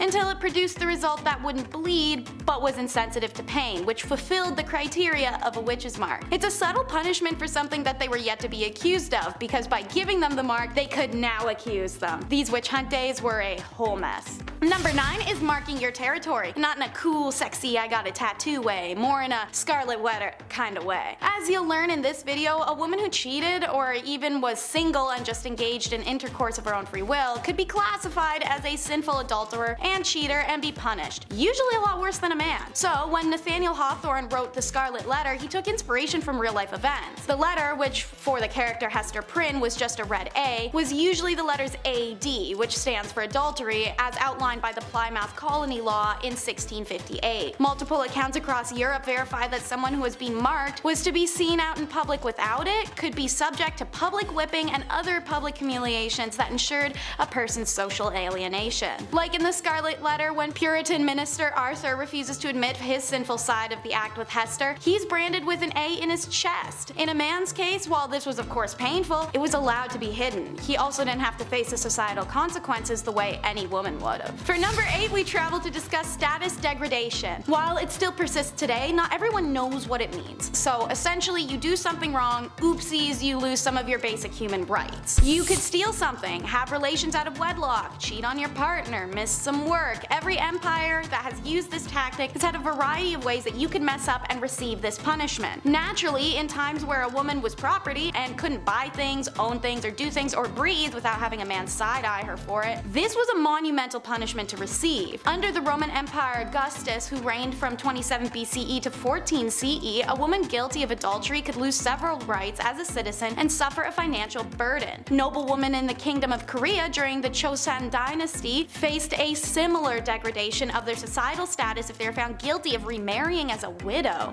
This intentionally made it hard for Korean women to remarry, as they would have nothing to offer a new husband, no inherited lands or funds, and a societal belief deemed her as used goods. Even the descendants of widows at the time who had remarried faced status degradation. They were barred from ever holding office. Adulteresses in the Joseon were stripped of many of their rights and privileges once they were demoted to low-born statuses. As serious as these punishments may seem, some high-status women who committed adultery in the Joseon dynasty faced an even graver punishment, which was death. So why take someone's status from them as a criminal punishment? Well, because aside from the fact as a woman you'd essentially be left jobless, homeless, and without any family, it's because of a cheater's fama. Number 7. While fama is a Latin term for reputation and good name, every country had its own version of this fama. And if you cheated, or were even just accused of cheating in 13th century France, which by the way happened a lot because husbands just want to get rid of their wives, the woman was always the center of the punishment, even if that was the man who had been cheating. This is because the status is all a woman ever had for a very long time, and the name of her family's reputation laid on her shoulders. Thus, all that pressure to be religious, virtuous, and most importantly, a submissive woman. The customary laws of Agan province list public humiliation for both the wife and her lover as the appropriate punishment for adultery. If the man could escape before or even after arrest, he could get off without any punishment, and his partner had to face her punishment alone. The woman got no such reprieve, even if she was just the mistress he cheated on his own wife with. In fact, if she tried to escape arrest, it warranted a death sentence. Women whose fama suffered through public shaming, walk of atonement, were no longer deemed honorable members of society, and seeing as standing of individuals before law at the time was often based on their reputations, what others thought of them, and how they behaved in public, she'd be left, as I said, homeless, familyless, and dejected. For my Game of Thrones people, think Cersei. Number 6 is no protection. Get your mind out of the gutter. That's not what I'm talking about. I mean, there's no protection from capital punishment. While civil laws were easier to work around by just getting married alone, you can borrow money or property, you can buy things that you couldn't before and sign contracts, the criminal law didn't bend to a married woman, as she faced the same penalties as an unmarried one. Now, there are technically one exception: pregnancy, but only because it could potentially be a boy, which is insane. Additionally, all women were exempt from certain torts, such as the breaking wheel. But man, when a woman got capital punishment, it was the one and only form, and it was the most brutal and painful one: burning at the stake. By the way, they claim this was the only and the necessary option of execution for a woman, as it's a preservation of female modesty. Apparently, other forms of execution were unbecoming of a woman. Although there may be some truth to this wild justification, modern historians have rounded rounded it down to just misogyny, as well as a deep-rooted suspicion and dislike of women as the root of this execution decision. Essentially, when given the opportunity to punish a woman, men went ham for it and wanted to see her suffer as much as possible. So women experienced the worst executions of the Dark Ages. Number 5, the plague. Yes, we just lived through one of these. Isn't that neat? Can't wait to tell my kids about that one. Plagues are everywhere throughout history. Some are short, some are impossibly incredibly long. The bubonic plague arrived to medieval England in 1348. Now the death toll here, it was devastating. I mean, we put up some crazy numbers in the last few years, don't get me wrong, but in the Dark Ages, the bubonic plague took out almost half of England's population. That's insane. They didn't even have Uber back then. You're like, how? How did that happen? Back then, the plague was a bacterium now known as Yersinia pestis. Symptoms were jarring, to say the least. There were lumps in the armpits and or, groin area. Not fun. Black spots would appear all over your body. It was uncomfortable, and it was noticeable, definitely to say the least, that you were plagued out. Almost all that were infected died within 3 days, more often than not without a fever. Just randomly, boom, done. The drop in the population resulted in a widespread of wealth. That's, I guess, a bright side? Not really. Workers were demanding higher wages, farmers were demanding lower rents, and the poor got expendable income. Sounds a little familiar, dare I say. Number 4, Greek fire. This one's absolutely crazy. Greek fire was a weapon used in medieval times. It was particularly used by the Byzantine Empire, and it was known for its ability to burn even when submerged in water. Yeah, almost like magic, some would say. Some scary, hot magic. The composition of Greek fire was a closely guarded secret, but it was known to be a highly flammable liquid that could be projected from tubes onto enemy ships or soldiers. So yeah, they would just blast liquid lava at you, and then they're like, yeah, war's done, just like that. Like in Game of Thrones, where it's just green fire. It was kind of like that. Greek fire was often used in naval battles and set enemy ships ablaze in 4 minutes or less, and its use was a significant factor in the success of the Byzantine navy. The exact ingredients and recipe for Greek fire, like I said, they have been lost to history, and its composition remains a subject of debate and speculation among historians. Let's hope we don't find this one. I don't know, let's find some pharaohs, mummies, tombs, treasures. That's great. Some guy's like, oh, the recipe for liquid lava that we can shoot at people. Awesome, let's do it. Number 3, the Vinland map. The Vinland map, this one's fun to all the toptographers, map people. This one's for all the map fans out there. The Vinland map is a medieval map that depicts parts of North America, including a region known as Vinland. Not to be confused with Vineland, that's pretty good, that's a fun one. Vinland is believed to have been visited by the Norse explorer Leif Erikson around the year 1000. Now the map was first discovered in the 1950s, and it's believed to date back to the 15th century. Buster Rhymes, I'm like, however, its authenticity has been the subject of ongoing debate among scholars and historians because, it's like Atlantis. Some have argued that the map is a forgery, while others believe that it's a genuine medieval artifact, like the Shroud of Turin with, Jesus' selfie. This is amazing. I have to say, I believe this was once a real place. Sure, why not? The amount of pharaohs and leaders, dictators, all these people throughout history lost in books that have been burnt. Of course, there are places and maps that have also been lost to history. Or maybe I've watched too many National Treasure movies. Could be the latter. It's probably that too. Number 2, the Dancing Plague. All right, this one's fun. Hit that like for Step Up 2 fans. This one's gonna be real sick. July 1518, one of the most bizarre dance circle / plague events, who knows really, in medieval history went down. It was the craziest dance circle all of history, I have to admit. The Dancing Plague. Yeah, why can't this be the plague that comes back now? Why it had to be the one that was gross, everyone's coughing on each other? Why could we all just be popping and locking in the streets in 2020? Would have been way better. The town of Strasbourg was calm, cool, and collect one summer, back in 1518, until out of nowhere, one woman began to dance, or convulse, uncontrollably in the streets. Others soon joined her, which is the weird part, and eventually over 400 people were all dancing the days away, or convulsing, one of the two. It's really tragic. See, this was not a good time. It's, we call it the Dancing Plague, like, oh, they were all dancing in the street. No, it was a nightmare. People were like seizing on the ground. Seizing? People are seizing on the ground. It was tragic. A good amount lost their lives due to pure exhaustion alone. Authorities, they tried their best to help out the situation. They paid for musicians to perform for them while they convulsed, which is just the thing you need back then. They're like, oh my god, what's happening? Quick. They just played music. They're like, this makes it way better. This is so fun now. No, it was horrible. Everyone was sick. This was a disease. This happened a few times in Europe, believe it or not, between the 14th and 17th centuries, and we still don't know what exactly happened. All we know is that it was some sort of illness and that it was not like Step Up 2. Apparently it was not sick, nor 3D, nothing like that. And finally, number 1, no insults. This one here is great. This would change the game today. If we brought this one back, so good. I can't whistle, but It'd be like that. If you hurled insults at somebody back in medieval times, they were entitled to compensation, and they could summon everyone else who's around at the time to be a witness. Yeah, if you spoke bad of someone during the Viking Age, even if the person wasn't there, it could ruin their reputation. And because of that fact, you now need to pay them for the possible damages you caused with your words, with your sick, nasty words. It doesn't even matter if the insult was true either. Reputation was how you gained employment back then. It's how you met friends, and it was really important. It was an important thing not to be messed with. Also, if you insulted one man, apparently you insulted his entire family as well. So it's like that Vin Diesel kind of Fast and Furious family's everything vibe, where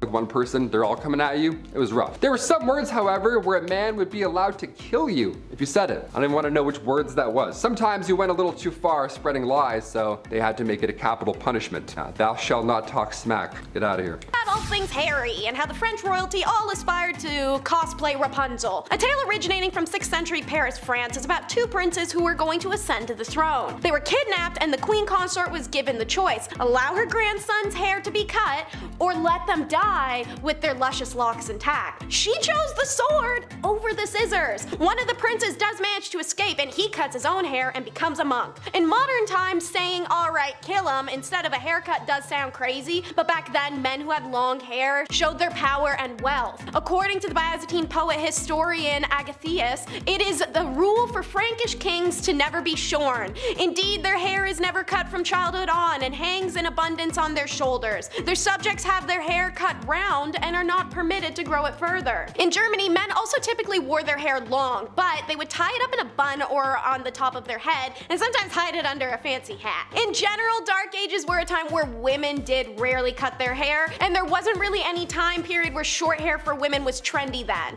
Lower class women typically wore their hair up in braids and buns because it was easier for them to work with, while upper class women got to style their hair with more intricate processes, using ribbons and metallic wires to help keep their braids and buns in place, like a Leia. On the other end of the spectrum, however, bold is punishment. To address why the grandmother would allow her grandson's death before a haircut, in today's world men shave their heads for all sorts of reasons. They could be naturally losing their hairline, have alopecia, or they're just prone to hair loss. However, in medieval times, hair was considered a symbol of power for royal men, as explained. Royal men never cut their hair, so the longer the locks, more powerful you're supposed to be. So, as a man, if you let go of your hair, this was a huge sign of humility. If the grandsons from the first story had returned with shorn hair but are meant to be the throne's heirs, they would make the throne look weak and susceptible. Only monks would shave their heads, leaving a narrow strip of hair horizontally around. Other times, only in the middle of a man's head was shaved and the rest was left alone. And of course, as you may know well from our other Dark Age videos, head shaving for women during this time was a degrading punishment, as a woman's long hair was meant to be her most seductive feature. We talked about one type of head hair, let's travel down to the other, bearded baddies. Recently, beards have made a huge comeback, especially now among the young generations thanks to throwback fashion. Studies have shown that people also associate a man with a beard as being more intelligent, and many people find them to be incredibly attractive. Also, nothing is cooler than the giant dude with the bald head and like the big ass beard, you know, let's be real. Respect for beards though is nothing new. During medieval times, knights were known to grow their beards as a sign of honor, and if one man touched another man's sign of honor, well, it was enough of an insult to challenge them to a duel to the death. Now, shaving was common during the Middle Ages. Commoners would be clean shaven for the most part. Royalty was also usually shaven or had a very trim beard that was kept neat and tidy. Hilariously, however,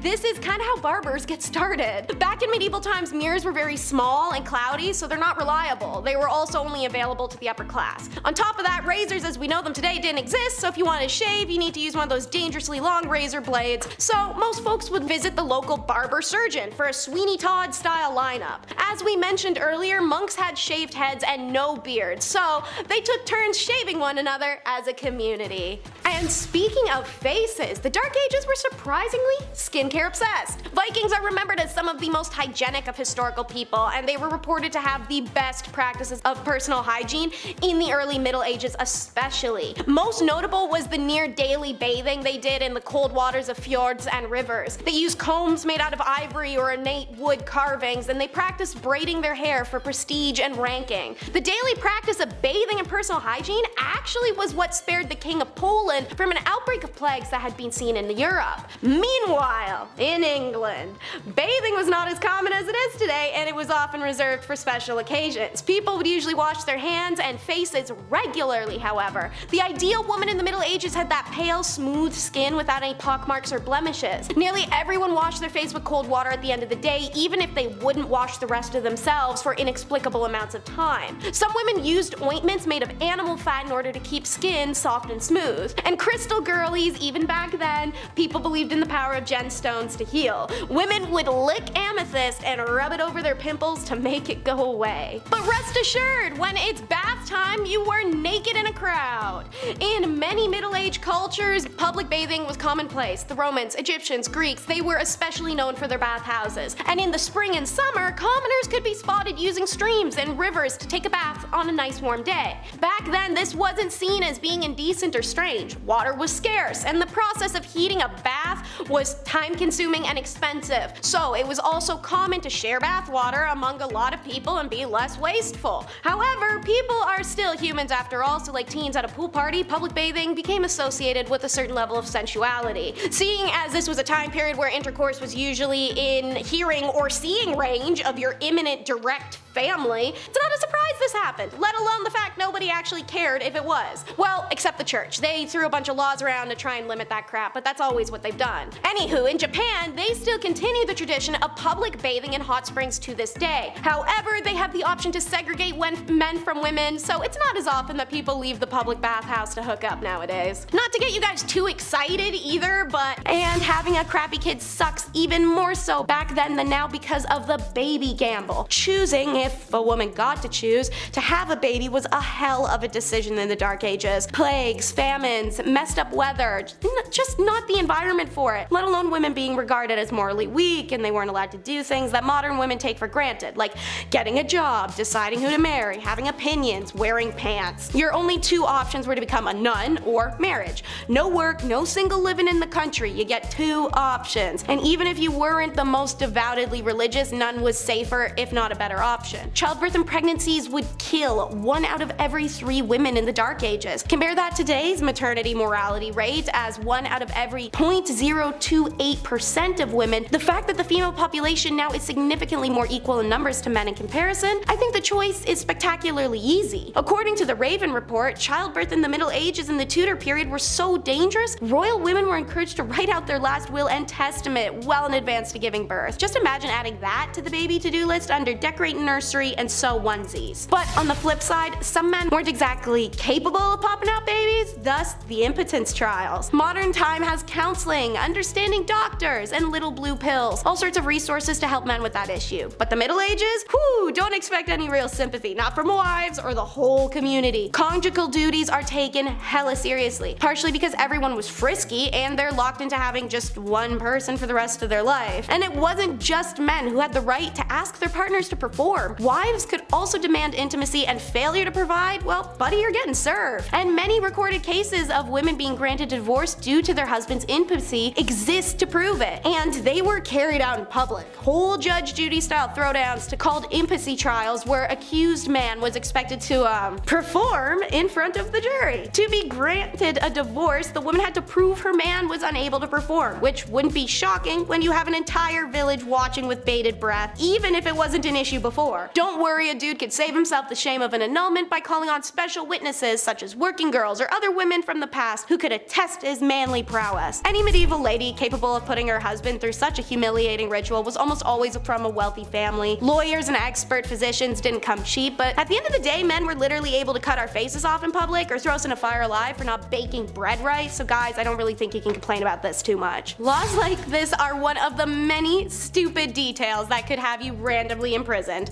Another one, stingy stripes. Living in the Dark Ages is impossible for a lot of reasons, but having to keep track of hundreds of stingy laws to ensure you don't get locked up over a mistake truly was one of the hardest factors. What was the wrong way to pray, the wrong hair, a mole in the wrong spot, a color only the king can wear, or how the simple act of wearing stripes could lead to your imprisonment or even death. Why? Because for some reason striped clothing were seen as a garment of the devil. Thus anyone caught wearing them would at best get an evil eye from people in the street, or at worst get a hemp necktie. From the year 1250 onwards, the only people who were caught wearing stripes were the lowest of the low in society. society, working girls, handicapped, the ill, the orphaned. They would don striped outfits highlighting their status as outsiders. In 1295, Pope Boniface issued a papal decree banning religious orders from wearing any type of striped clothing. In the year 1310, in the French town of Rouen, for example, a local cobbler was condemned to death simply because he'd been caught wearing striped clothes. Crazily, even animals weren't exempt. Records show that zebras were called beasts of the devil, even though people in Europe had only ever heard reports of them and hadn't even seen one with their own eyes. You can see how these guys led to colonization, right? Ridiculous. With the dawn of the Enlightenment in Europe, the hatred of stripes eased and eventually disappeared, and many look on the phenomenon with confusion, and understandably so. Time for the Shrek references. It's ogres and pitchforks. More specifically, just the pitchforks, and less specifically, really just the farm tools in general. You guys know in the movies like Shrek when the villagers all come carrying pitchforks and farm tools, and of all things, like, why that and not swords? First of all, swords are heavy, and who has that kicking around? Seriously. Secondly, noblemen could require all male peasants over the age of 18 to report for military service. Didn't matter if it was a justified war against a viable external threat or just a petty fight against a local rival. If you are called up for duty, you had to report. According to histories of the time, around 1 in 5 peasant men would be in a military service. Food and clean water were in short supply, and disease was rife. Some historians reckon 2/3 of all conscripted men who died were killed by unsanitary conditions of their own camps over any enemy action. But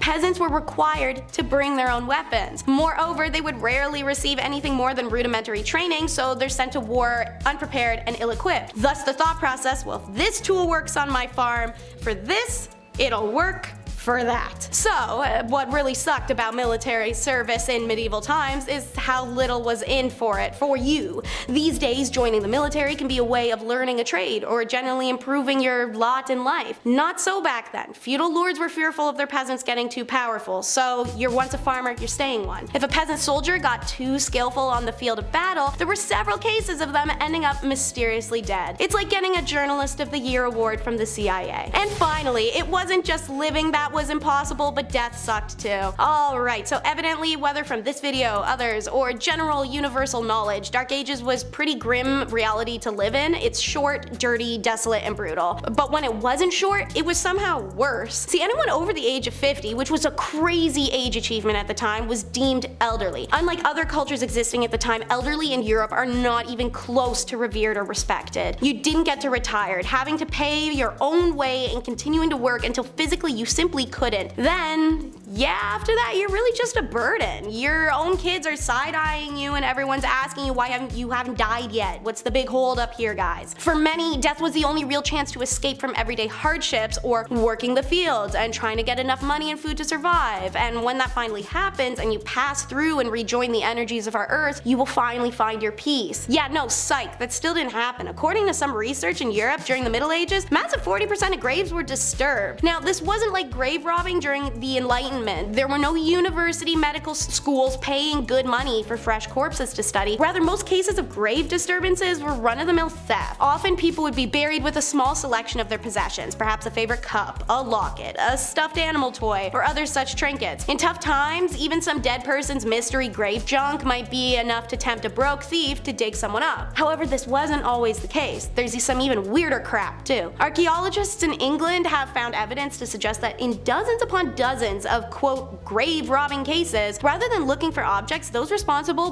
bound and gagged the dead bodies and then left them like that. It seems like they're fearful of restless souls, or perhaps of the undead rising again. Who knows, they had a lot of problems back then. Kicking off the list at number 10, the big city. Okay, it's the 14th century, it's Saturday, you and the boys are off to have a hoot and or holler.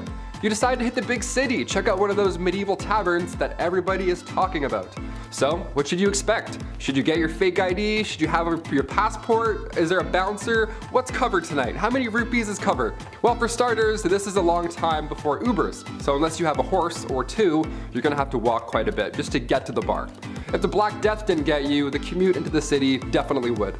Your knees would be clicking. Living in the city was horrible. Strict curfews were put into place. Violent crimes would happen all throughout the night because obviously back in those days there's no police force out patrolling. Just shady dudes in hoods. Just Big Ched would be in the corner with his hood up just planning something, you know what I mean? Number 9, house special. Many of these ale brewers were women, probably because men were too busy drinking it.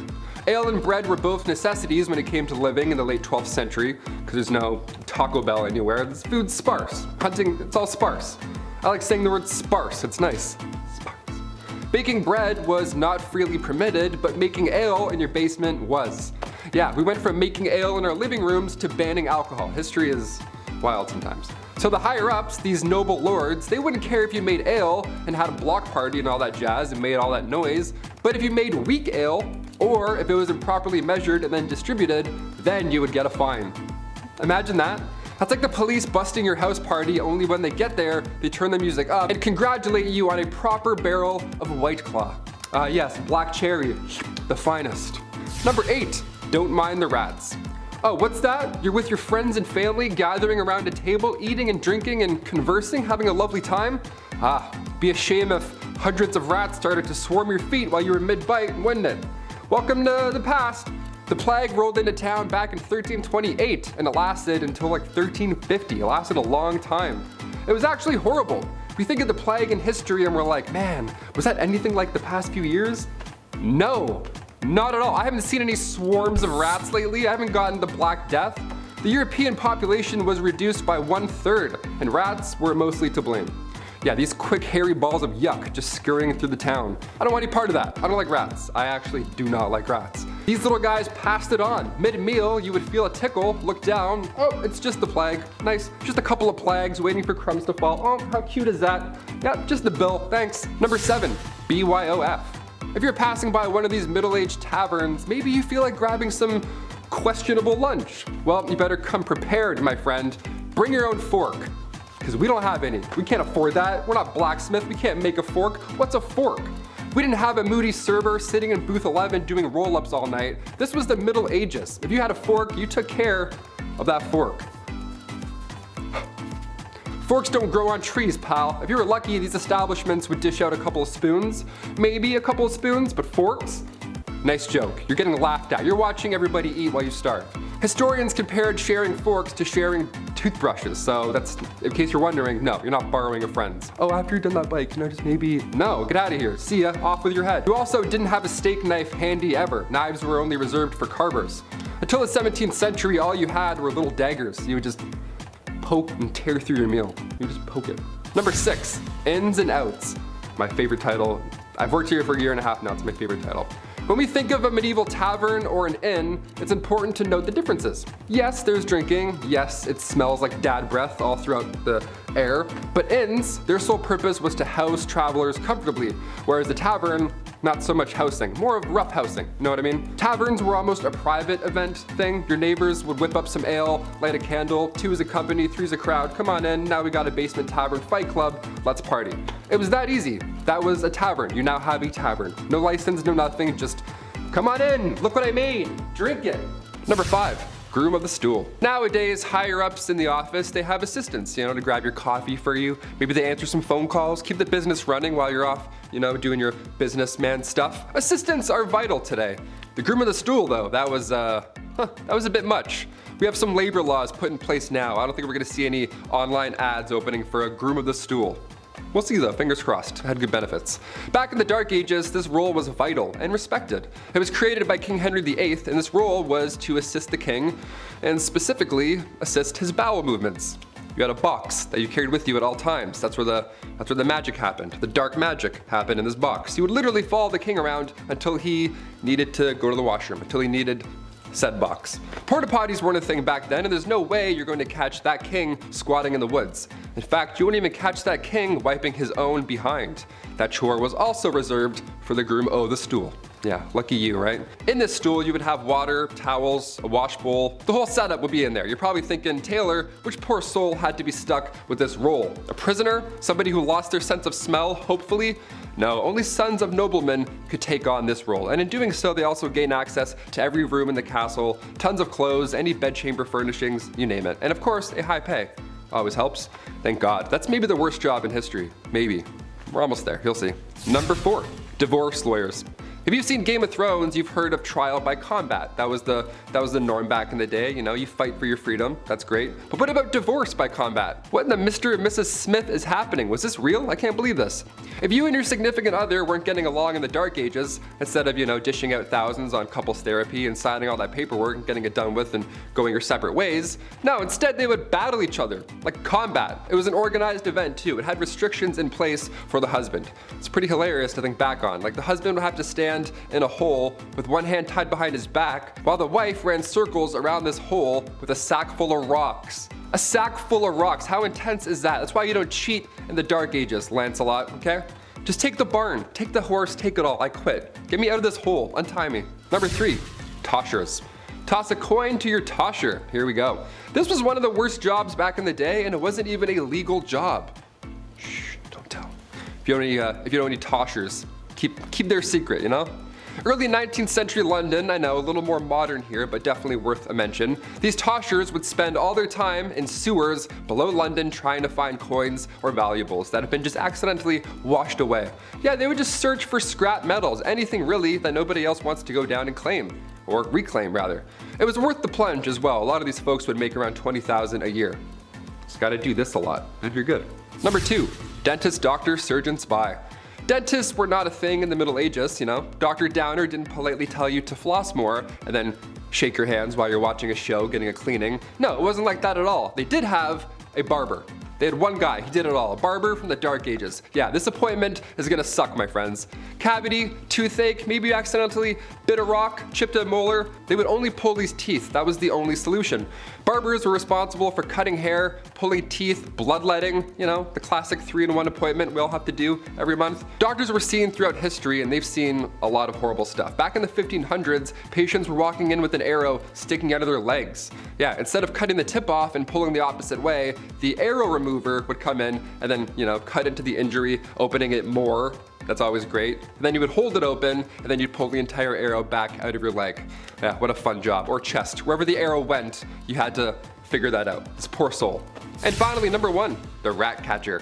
Another Game of Thrones classic. If you're a rat person, I know there's a lot of people who do like rats, like rat tricks, and they have like cool rat friends. That's awesome. I'm not one of those people. I'm not bashing you, but I am bashing this job. This would suck. First of all, rats as a medieval punishment was horrible. Where do I even begin with this one? This was one of the worst punishments for the rats as well. This is a 2-for-1 when it comes to pain.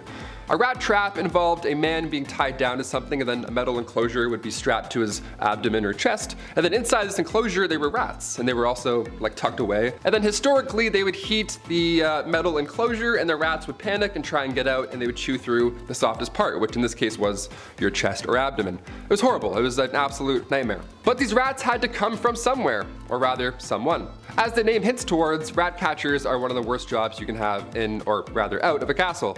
It's an important role, you know, just like being a fool or a literal walking, talking toilet. There needs to be a chasseur de rats. Back in those times, rats and mice were the leading source of spreading disease, and with these castles being big and dark, there were probably a lot of them hiding. Black rats were a common household problem, so we need to get those out. So in comes the well-respected rat catcher. These guys would sometimes try new spells to get rid of the rats. Wasn't always helpful, wouldn't work. More often than not, didn't work. So poison powders were the next main trick here. Also, the Pied Piper, he was an OG. Historically, he would do a musical number to exterminate your pets. If anything, he should be getting a bonus. Any rat catcher, actually, today or back in the Dark Ages, you deserve a bonus, my friend. You're a brave soul. At number 10, bloodletting. Back in the medieval age, medicine just wasn't the greatest. I mean, they had a plague that wiped out 50% of the population in Europe, and even their quote-unquote doctors were overlapping jobs. Barbers were cutting hair, obviously, but they were also setting broken bones and bandaging wounds, and I'm not sure I would really trust that. But back then, it was a case of you get what you get. So I guess people weren't complaining all that much about their barber Joey from down the street giving them a cast, you know? But other than the practice of patching wounds and whatnot, they were also practicing bloodletting back then, and it was a little much. Bloodletting was a practice of withdrawing blood in order to cure or prevent diseases or illnesses, so doctors would use things like leeches to suck blood out of their patients, but they also used scarification methods to scrape away the skin to drain the blood, and others used lancets to slice open veins, sometimes including the jugular vein. I'm so glad that we don't do this anymore because frankly, I would like my blood to stay inside of my body. Thank you. At number 9, the King's Evil. Being a king or queen in the medieval ages might seem like a cool job, but I don't really think it was. With the rivalries that these people had, they were at risk of being assassinated in one way or another, they had to worry about their bloodlines, and of course, that thing that everyone had to deal with, illness. Some kings, to help out their people, were tasked with healing an illness called the King's Evil, and you're probably thinking, well, these kings aren't doctors, how did they cure illnesses? And to that I say, well, they touched it, of course. This whole thing started in the 11th century when Edward the Confessor became known for touching a person that was suffering from scrofula, aka the King's Evil, and curing them. People thought that this was a miracle, and so for hundreds of years after that, English and French monarchs were tasked with touching the sick to cure them of this illness because monarchs were believed to be an incarnation of the divine. Before we carry on talking about some of the bizarre medical practices from the medieval age, why not take a moment to leave a like on this video if you're enjoying it so far, and while you're at it, consider subscribing to the channel to see more videos like this one. At number 8, tooth worms. If you're one of those people who really hate going to the dentist, just be glad that you didn't have to go to the dentist during the medieval ages, because that was an absolute nightmare and a half. Not only because they had no proper medicine or anesthetics, but because you could also get the worst diagnosis you could ever get, a diagnosis of an infection of tooth worms. They believed that people could be infected with tooth worms that caused a tooth decay, and pits and holes in the tooth were home to a worm that looked like a tiny eel. What's worse than the diagnosis, however, was the removal process. They didn't want to pull out the tooth that was supposedly infected with these tiny worms, so instead they used a more holistic approach. A method that they would use to get rid of the worm would be to take a candle that was made of sheep's fat and various seeds, and they would hold it as close to the tooth as possible so that the worm would run out from heat and fall into a little dish of water that was being held beneath the person's mouth. That sounds like a horrible trip to the dentist, that's for sure. At number 7, pee readings. Now this might not be considered a surgery, but this medieval age tradition was probably one of the strangest medical practices I have ever heard. In medieval England, people were known to get diagnosed based on their pee. Back then, they believed that the consistency, color, and taste of someone's pee could diagnose someone's ailments. They took this method of diagnosis so seriously that they published books for the wealthy so that they could do this practice at home, and these books included illustrations and color charts so that they knew how to judge their own pee. According to their text, if your pee was white, then it was the ideal color, and that meant that everything was working just fine. If it was wine colored like blue or black, then that meant that something was very wrong. And if it was green, then you were basically on your last leg and you should probably get your will in order. Now, I'm not sure how accurate these readings actually were since medicine was basically non-existent back then, but they tried their best with what they had, I guess. However, I'm pretty sure you don't need a book to tell you that if your pee is wine colored, that's a bad thing. At number 6, eye surgery. Our eyes are very sensitive, which is why it's so important to keep them healthy. Oftentimes when something is wrong with our eyes, we naturally go and get them fixed. But back in the medieval age, if something was wrong with your eyes, you really had to think long and hard about whether or not you really wanted to get them fixed, because the procedure to fix your eyes sounded like an absolute nightmare. Back then, when someone had cataracts, a surgical procedure called needling was performed, and it involved having a doctor push a thick black needle into the patient's cornea. Remember, there was no anesthesia back then, so you were just raw dogging this entire experience. After the procedure was completed, the patient would usually be left with an unfocused eye, described to be similar to a camera without a lens. That didn't necessarily matter to everyone, because while it would be hard to read the Bible, it would still be okay to plow a field, and as long as they could work, that's really all that mattered. Number 5, Queen. It is unusual. Most people didn't get to be royal. I mean, think about it, seriously. Although I'd certainly like to be, I can't just imagine it.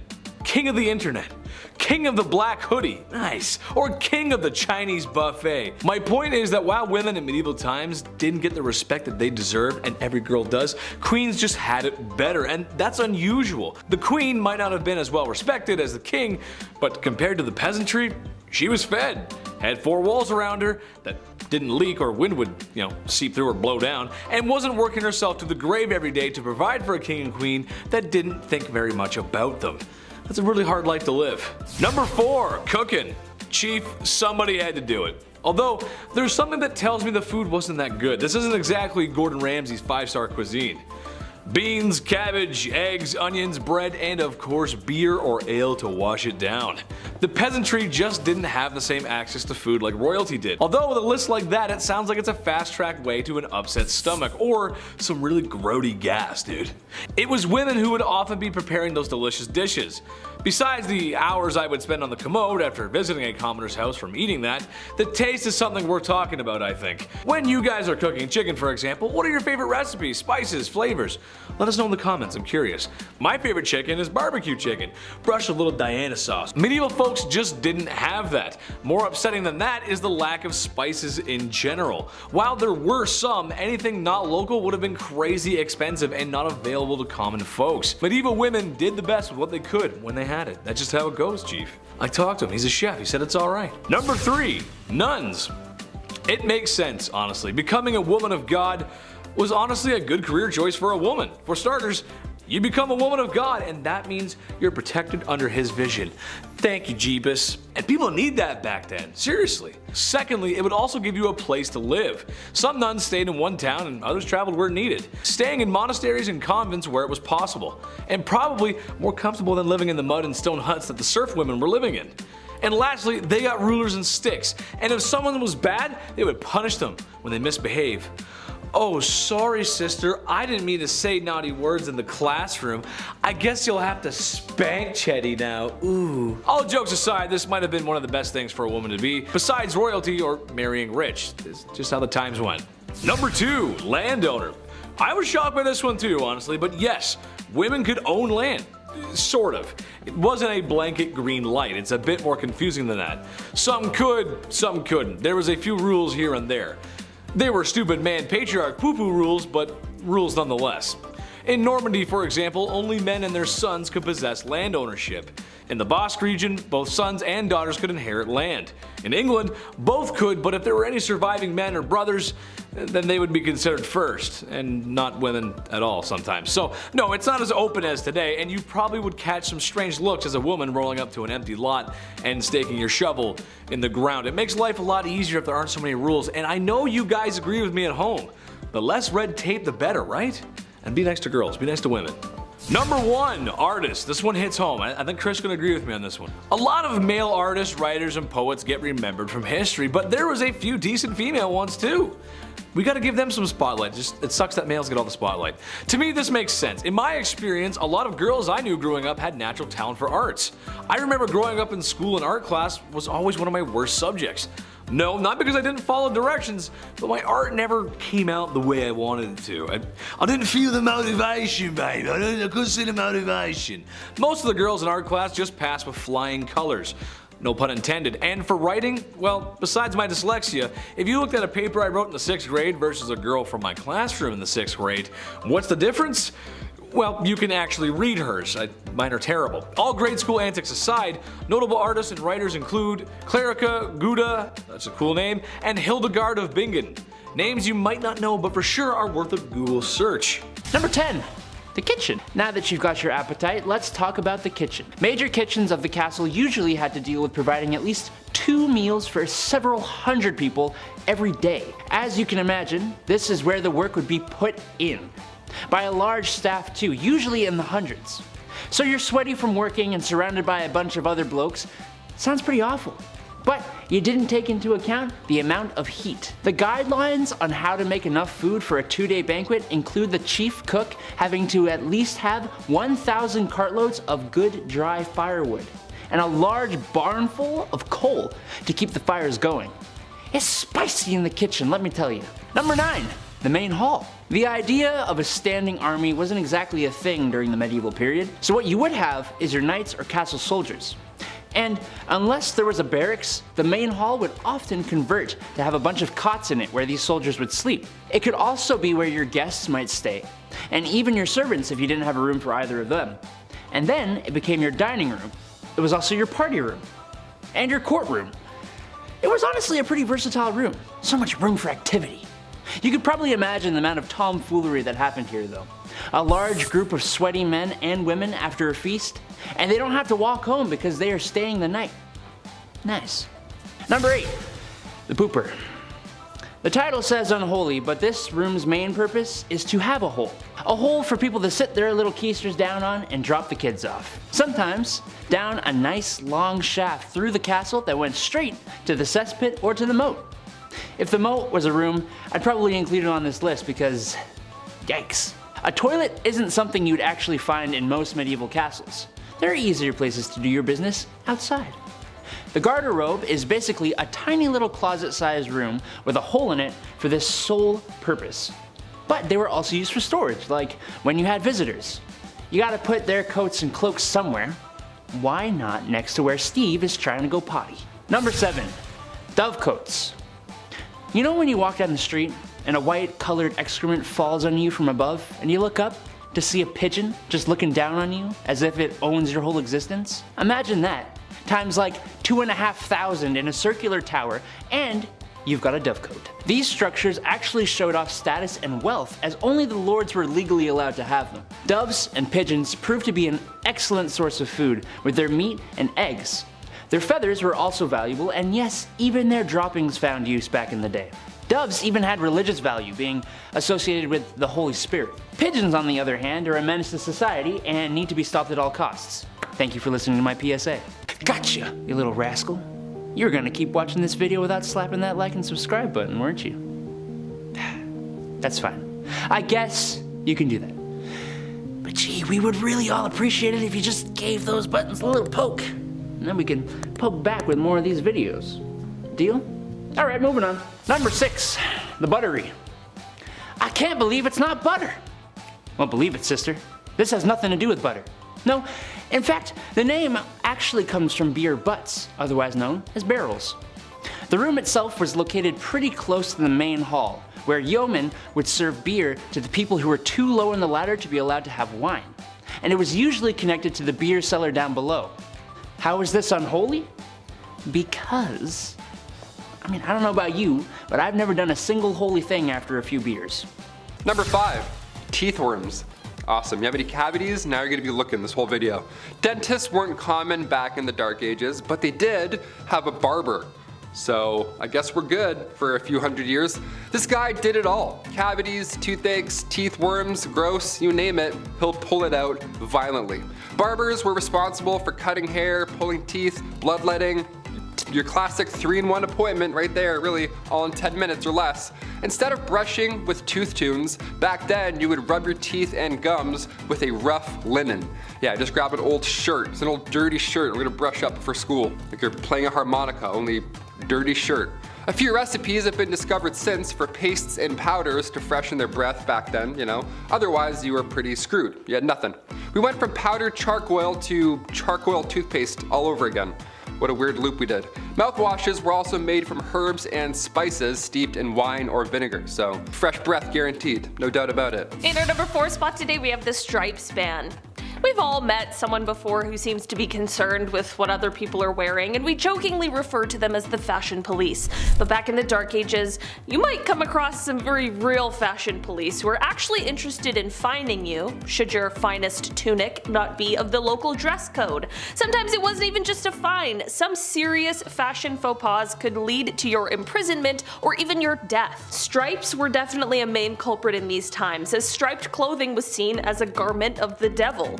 I'm not even exaggerating either. In the year 1310 in a French town, there was a local cobbler who was put to death because he had been caught in striped clothes. Yeah, we thought the tabloids were harsh, and I mean, they are, but the medieval fashion police were unforgiving. Not only were members of clergy not exempt from this rule, but neither were animals. Yeah, calling all zebras. Good luck out there, man. This is why zebras were called beasts of the devil, and yes, this is even though the people of Europe hadn't even seen them. Just heard tales of their striped nature. Number 3, no rules football. In honor of the World Cup coming to a close, we have to take a look at football back in the late 12th century. Yeah, what did that look like? Or feel like, rather. Instead of corner kicks and throw-ins, you could do anything you wanted to retrieve the ball from the opposing team. Yeah, anything. Left hooks, some kicks, some jabs, throwing rocks, anything, you name it. It was violent. No diving in these games, I'll tell you that for free. You didn't have to. There was also no time limit. There was also no limit to how many players could be involved, so choose your team wisely, pick the biggest guy, pretty much. It's town versus town a lot of the time. There's a lot of emotions out there settled on the field. And in the middle of it somewhere, there would be a soccer ball rolling around. I would call this a sport. Now finally, come 1314, King Edward II banned the game. And yeah, more than fair. All his civilians and citizens are dying. He's like, yeah, maybe not. Maybe it's not wise. I don't know. In our number 2 spot today, we have fast medieval marriage. There are so many messed up medieval marriage practices. We could do an entire video on just that. And in fact, we have. Go check those out. But while you're here, let's talk just a bit about them. Marriage in the medieval times was quick and easy, but also difficult to prove. If you and your loved one wanted to get married, all you really needed to do was say, "We're married!" And then boom, it's done. Of course, this led to a whole pile of those spur-of-the-moment type marriages, especially considering how sex before marriage was widely condemned in these times. You know, people are like, we're married now, let's do it. Well, I'm pretty sure many people who were divorced would have preferred if their marriages were this easy. This led to people, of course, taking advantage of this difficult to prove thing. Most especially women would often fall victim to a man who might want to take you as his wife for the night. But then the following day, after getting what he wants, he denied ever agreeing to the union of the two, if you're catching my drift. This is why many women tried to get at least one witness to union, just in case. And finally, number 1. Pointed shoes. This one's so fun. Whenever I see anything that's related to the medieval times, I always admire the attire, right? Especially the shoes. I hate buying shoes today so much. Now they're so specific. You got walking, running, trail shoes. They're always so expensive. Nobody does it like the medieval times anymore. Specifically, krakows. Krakows were awesome. They were the style of shoe commonly worn in the 15th century Europe that looked really ridiculous. They had the long, huge long nose that went up really high. They're so silly looking, maybe that's why I love them. These long-toed shoes first appeared in the 12th century, but the krakow, the thing is, these things were twice as long as your foot, and that was considered fancy back then. These meant business, so you better watch those ankles, Beth, alright? We're going into some meetings fast. They were named after the city that they were made in. Krakows were worn by everybody at one point, but as cheeky as it sounds, the longer the shoe, the more valuable you were. There we go. So it turned into a joke eventually, right? These things got way too long and it looked ridiculous. You ever walk around in flippers beside the pool where you do that big silly walk? That's the walk that everybody was doing in town, right? It was out of hand. They would be stuffed with horsehair or moss. Yeah, which is just as comfortable as Dr. Scholl's. Imagine stepping around in moss all day. Yuck. Also, sometimes a string would be needed to be tied from the tip of the shoe to your knee just to keep these damn things afloat. So everybody at one point in time, in the medieval times, looked like a Muppet tied to strings. How amazing is that? Do you own any krakows? If so, how do we get our hands on a pair? I'm a size 11.5 krakow. Let's make it happen. Maybe if we all pitch in as a community, I don't know, we can all be wearing krakows tomorrow. Kicking off the list at number 10, an arming squire. Being a knight, okay, obviously this sounds cool on paper. They have the sword, they have the horse, the flowing lady, the gal on the back of said horse. They're saving the damsel in distress or something, right? Sometimes they lose a hand like Jaime Lannister, but that's just what being a knight is all about, right? Also, spoiler alert, if you haven't seen Game of Thrones 9 years ago. It wasn't always a fairy tale epic being a knight. First of all, this process starts when you're 7 years old as well. So you would be given to a noble to learn for 7 years, and then at age 14, you became a squire. Ah yes, a noble squire. We've heard this term before. What do they do? Well, it's a knight's intern. Yeah, not an ideal job to have when you're young, but it's a job nonetheless. Also, you had no choice, so you had to do it. Welcome to the Middle Ages. Arming squires, they had a lot of responsibility. Arming squires would repair a knight's armor while they were still wearing it. Yeah, how fun is that? Oh, which buckle was it? Ah, yes, that one. Yeah, fixing up chainmail on a grown man's thigh. Not ideal. Welcome to the Dark Ages. Pretty dark. Also, after these epic, messy battles, arming squires would have to clean everything off of their armor. Yeah, everything. A lot of yuck going on in that business day. This was long before Dawn soap was also a thing, so they had to clean with urine. Yeah, gross. So gross. It gets worse and worse. Welcome to the Dark Ages. Number 9, Plague Bearer. Yep, this one's as awful as it sounds. The title of this one really gives it away. The hot summer of July 1665. What to do with all of these poor souls who have been hit by the plague in the Dark Ages? Where do we put them? What do we do? You can't just hide them all in the catacombs this time around. So now what? Well, a plague bearer, he's got your back. Church wardens would organize burials, right? This was a normal thing even back in the Dark Ages in the 1600s, but when the plague hit, they had to change things up a little bit. If somebody had the plague, these guys would be responsible for transporting them far away and then burying them. A church would house these plagued souls away from society. How grim is that? But it's probably a great call, all things considered. Poor guy. Number 8, a knight.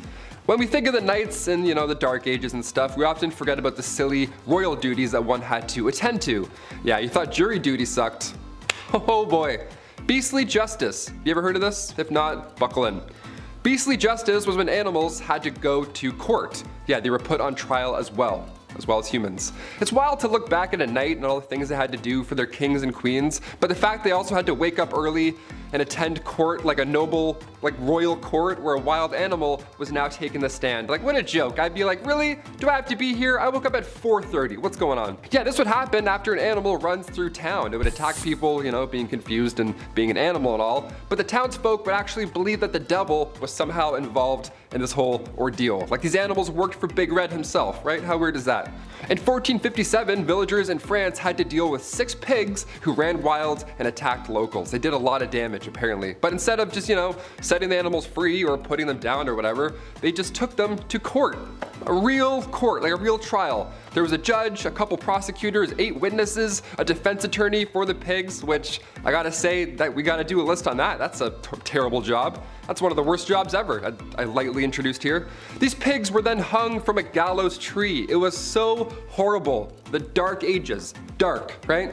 A knight had to formally hang pigs after a trial was concluded. Yeah, being a knight sucked. Number 7, leech collector. I always enjoyed catching frogs growing up. That was always fun, but apparently I gotta step my game up. This is weak. A leech collector is, well, exactly what you think. Back when medicine was pretty much non-existent, sickness was just wafting throughout these old towns, just moving through towns. Like the G from the Goosebumps logo, just haunting towns, moving through. Scariest intro ever, eh? So the solution back in the day was the classic, oh, if you feel sick, maybe try bleeding for a bit. See if that helps. Yeah, they would use horses' legs to lure out these leeches, but most of the time, these leech collectors would have to get in and get dirty and just grab them themselves. They would have to swim around and touch as many things as possible. They would make contact with as many leeches as possible. How gross is that? That was the best way to collect them, really. I would have fainted so often, that is horrible. The loss of blood here was obviously so intense, so it was a, horrible job to have. And on top of that, you gotta look out for the same reason they need leeches in the first place. Disease. Yeah, that's still out there. Leech collectors were so common throughout the 18th century that leeches basically were extinct at that point. We almost lost leeches. So close. Number 6, jesters.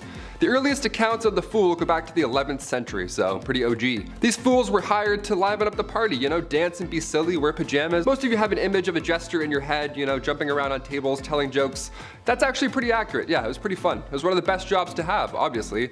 This title of a minstrel, or a fool rather, it was an honor to have. The fool's payment also was no funny business. That was good stuff. Roland Lepetier, he was like a major jester back in the day. This guy got 30 acres of land from King Henry II. Just here you go. Just show up and fart and be funny. Have all this land. That's like a kingdom. You have a kingdom because you're funny and you're silly. He would whistle, jump around, and literally fart on people. On Christmas Day, this guy would come over and just ruin your entire breakfast and just be like, yeah, I have all this land. And then he would take off. Crazy. You just ruined Christmas, sir. Stop farting on my food and family. Thank you. I would never want to be a jester. They had to also go into battle and spread bad news too. It was fun and silly, but they were also royal. They had to do lousy stuff too. Children's Crusade is number 5. Joining Where the Wild Things Are and Labyrinth for most bratty and annoying kids is a boy in some stories named Stephen, who claimed to have been given a divine message from God to go forth and conquer the world. He was 12. Anyways, Stephen approached many royals looking for resources only to be turned away. He even asked for the support of King Philip of France, who very rationally told the kid to go back home before bedtime. This was directly after the Holy Land Crusades, so it was mainly due to the fact that they believed he wanted to live out a hero legacy like his idols, because because he was 12. Like prepubescent boys, Stephen wasn't going to drop it when told no. He instead started preaching and recruited a band of faithful children to lead them into the Holy Land. One day, having found someone to supply his large gaggle of children, reportedly over 1,000, with a boat, Stephen loaded everyone up unarmed and unprepared and took to the seas. They were never seen again. It's believed Stephen's ship sank or the children were stolen by the ship crew and brought to Egypt for other unfortunate purposes. No matter what happened, the preachings of Stephen led to what's believed somewhat between 1,000 and 10,000 children to their demise. Stephen is one of few documented children crusaders, none of which can technically even be labeled as a crusade, because to fall under that title, a mission had to be delivered and blessed by a pope. No children's crusade was ever approved. Speaking of holy crusaders, the fate of the Templars is number 4 in our countdown. Founded in 1118 as a monastic military, their duty was the protection of pilgrims as they traveled to the Holy Land following the Christian capture of Jerusalem during the First Crusade. The Knights of Templar quickly became one of the richest and most influential groups of the Middle and Dark Ages, erecting banks, castles, and churches. Their wealth would be their downfall. A secret letter detailed black magic and scandalous sexual activities that was sent through France. The reality of this document was that it was made by King Philip of France, who notoriously stole and plundered from anyone he could. In response, more than 600 Templars are arrested, as well as hundreds of non-warriors who handled the day-to-day work such as banking, farming, and organizing. The men were charged with a wide array of offenses including heresy, devil worship, spitting on the cross, homosexuality, fraud, and financial corruption. The Templars, meanwhile, were kept in isolation and fed meager rations, all while facing brutal torture. Given the extreme conditions of medieval methods, it's not a surprise within weeks, hundreds of Templars just confessed to false charges. Their lands and money were confiscated and officially dispersed to another religious order, the Hospitallers, although greedy Philip did get his hands on some of the cash he coveted. Didn't know this guy was real, but the Pied Piper is number 3. The proof is etched in the Hamlinia face itself. An inscribed plaque on the stone facade of the so-called Pied Piper's house, dating to 1602, reads, AD 1284. On the 26th of June, the day of St. John and St. Paul, children born in Hamlin were led out of the town by a piper wearing multicolored clothes. After passing the Calvary near Koppenberg, they disappeared forever. The tale, in fact, has survived a very long time. Originating as medieval folklore, it inspired the Grimm brothers' legend, The Children of Hamlin, and one of Robert Browning's best-known poems, The Pied Piper of Hamlin. While there are some small differences in the stories, the basics remain the same. The piper was hired by the people of Hamlin to rid the town of rats. Trailing after their hypnotic notes, the rat catcher and his magical flute made them go to their demise. But when the town refused to pay the piper for his service, the savior came for Hamlin's children. Entranced by the notes of his magic flute, the boys and girls followed the piper out of town and simply vanished. So what happened to Hamlin's children? One theory is that the Pied Piper played the role of a so-called locator or recruiter. They were responsible for organizing migrations to the east, and they were said to wear colorful garments and played an instrument to attract the attention of possible settlers. Popular opinion is, if this is the case, the children may have been taken to the Berlin area, as the family names common in Hamlin at the time show up in surprising frequency in areas of Uckermark and Prznik, near Berlin. An entry in Hamlin's town records dating 1384 laments that it's 100 years since our children left. The stained glass window in town St. Nikolai Church, destroyed in the 17th century, but described in earlier accounts, reportedly illustrated the figure of the Pied Piper leading ghostly white children away. And St. Anthony's fire, number 2 in the countdown, is not as cool as it may sound. When people of Paris were tormented with painful boils, sores, swelling, and the sensation of fire in their skin, the only cure seemed to be a trip to St. Mary's Church in Paris. There, Duke Hugh the Great nourished the ill with his holy grain stores, said to help the ill recover. And they did. But as soon as they returned home, they had the plague again with terrible illness. The cause? St. Anthony's fire. The disease starts with faint burning in the skin. Soon red spots covered the infected person's body, who felt like their limbs were on fire. Arms would swell and turn bright red, then terrible hallucinations would plague them, convincing them they were being assaulted by demons or dragged to hell. Finally, gangrene would set in, and the victim's fingers and toes would drop off one by one. Once infected, few survived. So what caused this horrible disease, and why did holy grain cure it? Well, if you've seen our video Top 10 Unusual Events from Medieval History, you may know about ergot poisoning. It's a fungus that grows on rye during cold and damp conditions. When the grain is ground up and then made into bread, people consume the fungus and poisoning ensues. So Duke Hugh's stores of holy grain were better maintained because of his status, and they weren't contaminated with ergot. When people ate his grains, their ergotism went went away, but as soon as they returned home and they consumed their contaminated grains, they were poisoned again. Ergot would remain undiscovered still for years to come, and many forms of ergot poisoning would manifest in this time. Number 1 takes the video title seriously though, the Dark Age. It's said the 9th plague of Egypt was complete darkness that lasted for 3 days. Well, this may not be entirely wrong, with the exception of it actually being 18 months. In 536 AD, it said a huge portion of our world went under a dark, mysterious fog that fell on Europe, the Middle East, and parts of Asia. The fog blocked the sun during the day, causing temperatures to drop, crops to fail, and people to die. As a result, countless documents were found in this country of mysterious darkness. However, they weren't taken seriously until the 1990s, when researchers in Ireland noticed the rings on the inside of trees indicated some funny business around 536. Summers in Europe and Asia became 35 Fahrenheit to 37 Fahrenheit colder, China even reporting summer snow. They realized that the ancient witnesses were really actually onto something. They weren't being hysterical or imagining the end of the world. Now researchers also discovered what may be the main source of the darkness. A volcanic eruption in Iceland in early 536 helped spread ash across the northern hemisphere, creating a fog and altering the global climate patterns, causing years of famine. With this realization, accounts of 536 become real horrifying real fast. I mean, put it in perspective. One day the world is plunged into darkness and then the sun just never rises again. In primitive times especially, this seemed to have a traumatic effect. We marvel to see no shadows of our body at noon, wrote Cassiodorus, a Roman politician. He also wrote that the sun had a bluish color and the moon had lost its luster and the seasons seemed to become jumbled together. Number 10, farming. In a world with a lack of food, not because I ate it all, which is honestly a good reason, peasantry had to work on their farms, not only to feed the rich, but also themselves. So if the men in your household are ill or sick, then that means it's Rivet Rosie time, or farming Fran time, whatever you want to call it. I don't need to tell any farmer out there how tough their job can be. Being a medieval woman farmer, that's tough. Also, they probably weren't allowed to wear clothing that was more suitable for plowing fields. And of course, there's a woman trying to do a man's job. How dare she? People just should have let them be. There's a good chance the crops wouldn't make it either. A green thumb would have come in very handy. A tough job nonetheless. Number 9, beer maiden. This one goes out to any woman who's ever had the pleasure of working at a certain restaurant that's fixated on women's chests. You know the one I'm talking about. Or any woman who had the absolute pleasure of working at a golf course clubhouse. Keep your mitts to yourself, you filthy animals. I can't imagine the bar maidens of ye olde times had better luck. There really aren't a lot of laws to protect them either. But basically, they helped serve ale in the taverns and inns, which brought in all kinds of unsavory types. Mind you, it's not as bad as it would be in Skyrim or, other fantasy RPGs, but it's still a sour bunch. Sometimes there were just barrels of ale and the maiden's job was to simply just keep filling the tankards and handing them out. I'm sure she was well respected and not even once ever had her personal space infringed upon, right? Of course not, no. Number 8, caring for children. Hey, someone had to do it.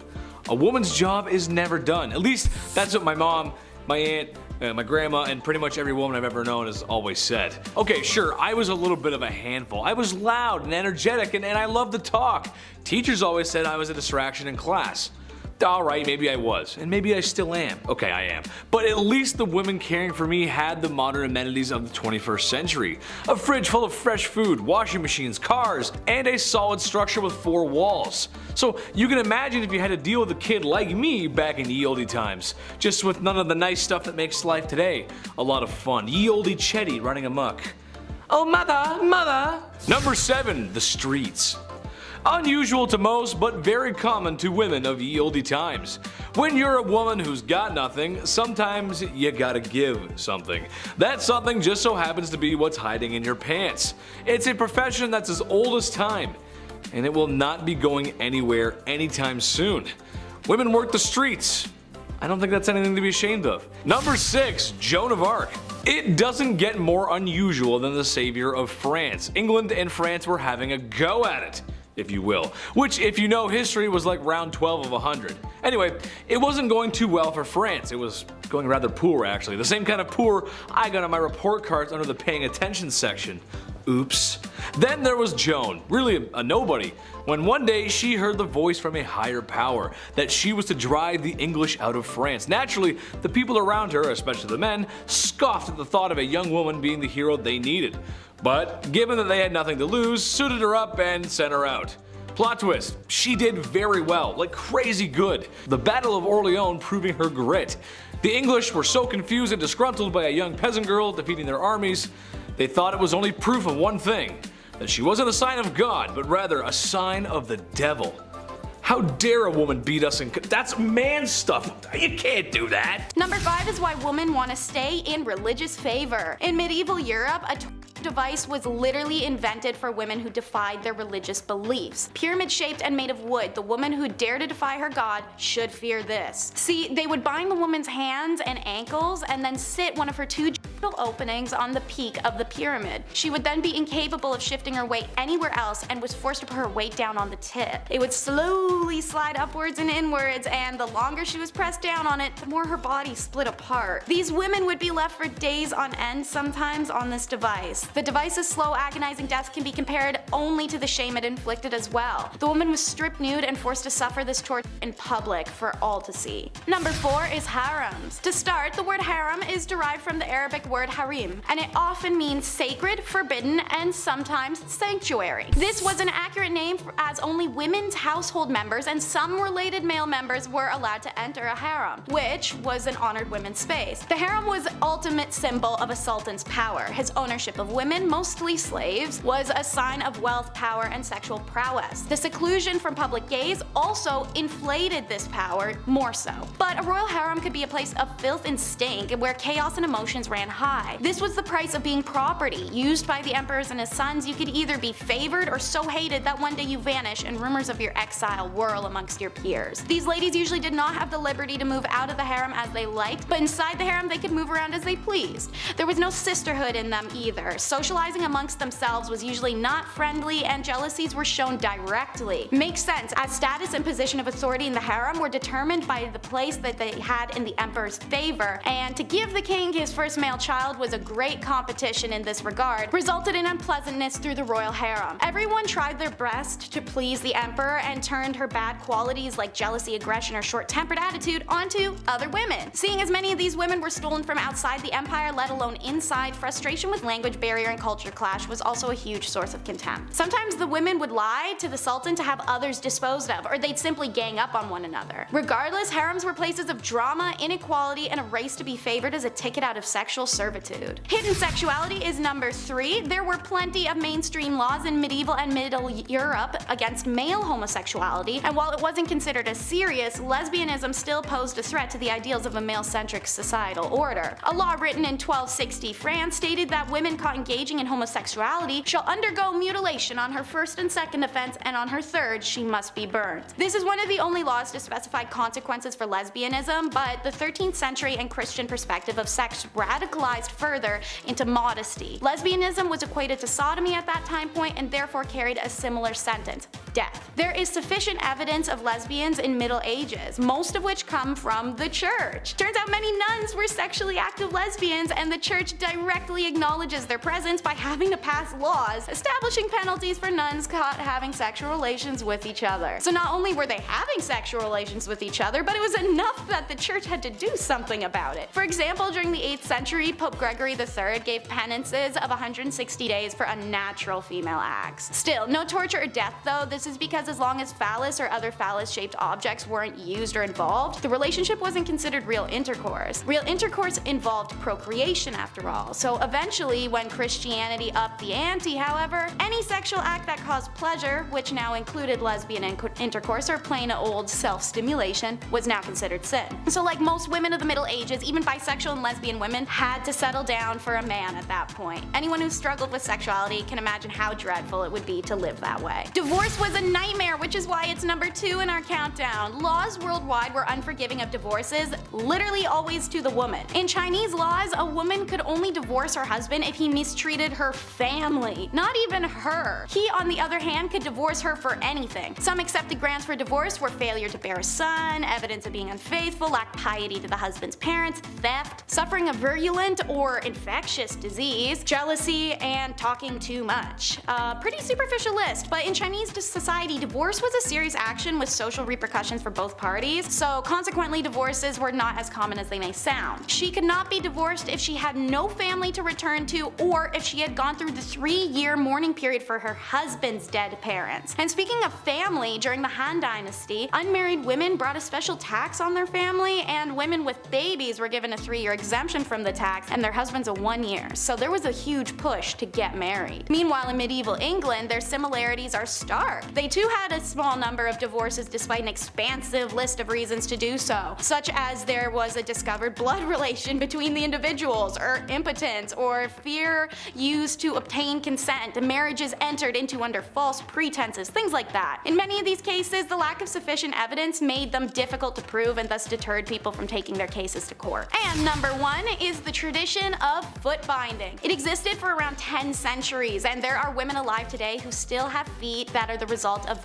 feet binding. Foot binding involves systematically breaking the feet and shaping them inwards. This tradition started in the 5 Dynasties 10 states period of the 10th century, when beloved concubine of the emperor built a gilded lotus flower stage and performed a dance on bound hoof-shaped feet. Being a beloved concubine, the other concubines of the emperor attempted to imitate her feet to curry his favor. So foot binding began within the royal court and spread through China as the next fashion fad. It's done in a ritualistic ceremony accompanied by a variety of traditions to ward off any bad luck. They began by tucking the toes under the feet and using a long, tight ribbon wrapped up to the ankle to hold it all in place. Anytime the foot grew, they broke it inwards more, a process usually taking 2 to 3 years. The foot would remain bound for the rest of a woman's life. There is a whole list of issues this caused. Outside of extreme agony and being a handicap, it caused some women pain for the rest of their life. Their walk was changed, as was their posture, and the idealism of a slim body to lighten the pressure on one's feet was all the rage. The binding of feet actually caused the women to develop strong muscles in their hips, thighs, and buttocks, so much that the characteristics were considered physically attractive to Chinese men of the area, aka the girlies were thick. When colonization came to China, Western women boycotted foot binding, going as far as to catch women with bound feet and cut off their bindings. A humiliation because these women would never ever show their bare feet to anyone, let alone even husbands. And many of these women lost their husbands when the Western boycott worked. A lot of girls who had had their feet bound in order to become marriageable suddenly found themselves abandoned by their husbands because foot binding was no longer fashionable at all. Starting off this list in our number 10 spot, we have heresy. Okay, I can admit when I'm wrong, and in the last video last week, I messed up. I said the wrong word when talking about spoiled queens. You guys pointed it out. Yeah, I read your comments, okay? And now we're here to redeem ourselves. I'm learning, you're already smart, let's get into it. In medieval times, it could be dangerous to disagree. Nowadays, many people like to keep an open mind. There's so many cultures, beliefs, people think different things, and that is totally okay. But it absolutely was not okay in the Dark Ages. Oh no. In these times, if you held any kind of belief that could go against the teaching of the Christian church, you were seen as a heretic. Many leaders, whether kings or crusaders or even missionaries and merchants, especially from the late 11th century, fought to have Christianity take over in the Mediterranean world. People belonging to other faiths, such as Jewish and Muslim people, suffered persecution and expulsion. In England, there were massacres, and in the late 12th century, Edward I banned all Jewish people from England. I mean, this quite literally set the stage for the Spanish Inquisition in 1478, which was aimed at establishing Spain as a united, single Christian faith. Wars in medieval Europe weren't just waged on people of different faiths, however, it was also aimed at some Christians who people believed to be heretics. This is all to say that heresy was a serious crime in these times, and thinking outside of what you were told to think at the time and what was accepted could have landed you a death sentence. Number 9. Facial expressions.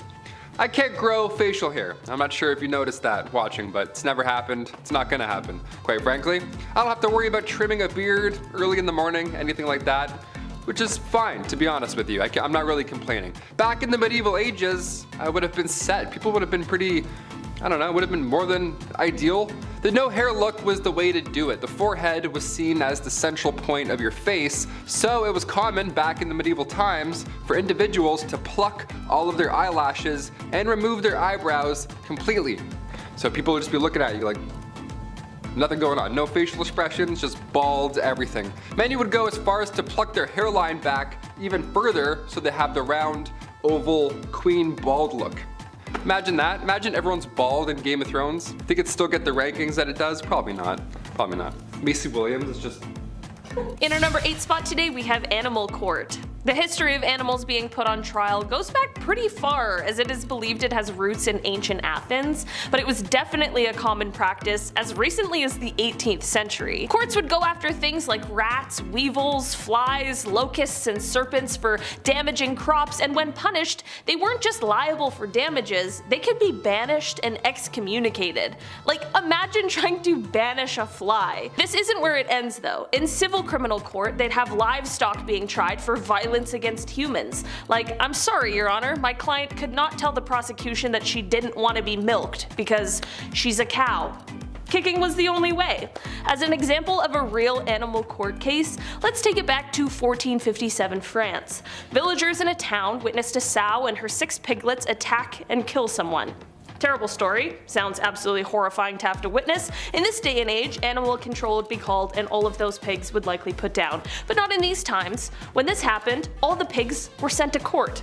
Like real court. There was a judge, 2 prosecutors, 8 witnesses, and a defense attorney for the accused animals. Witnesses provided testimony that proved that the sow had most definitely attacked the person and was definitely responsible for the crime.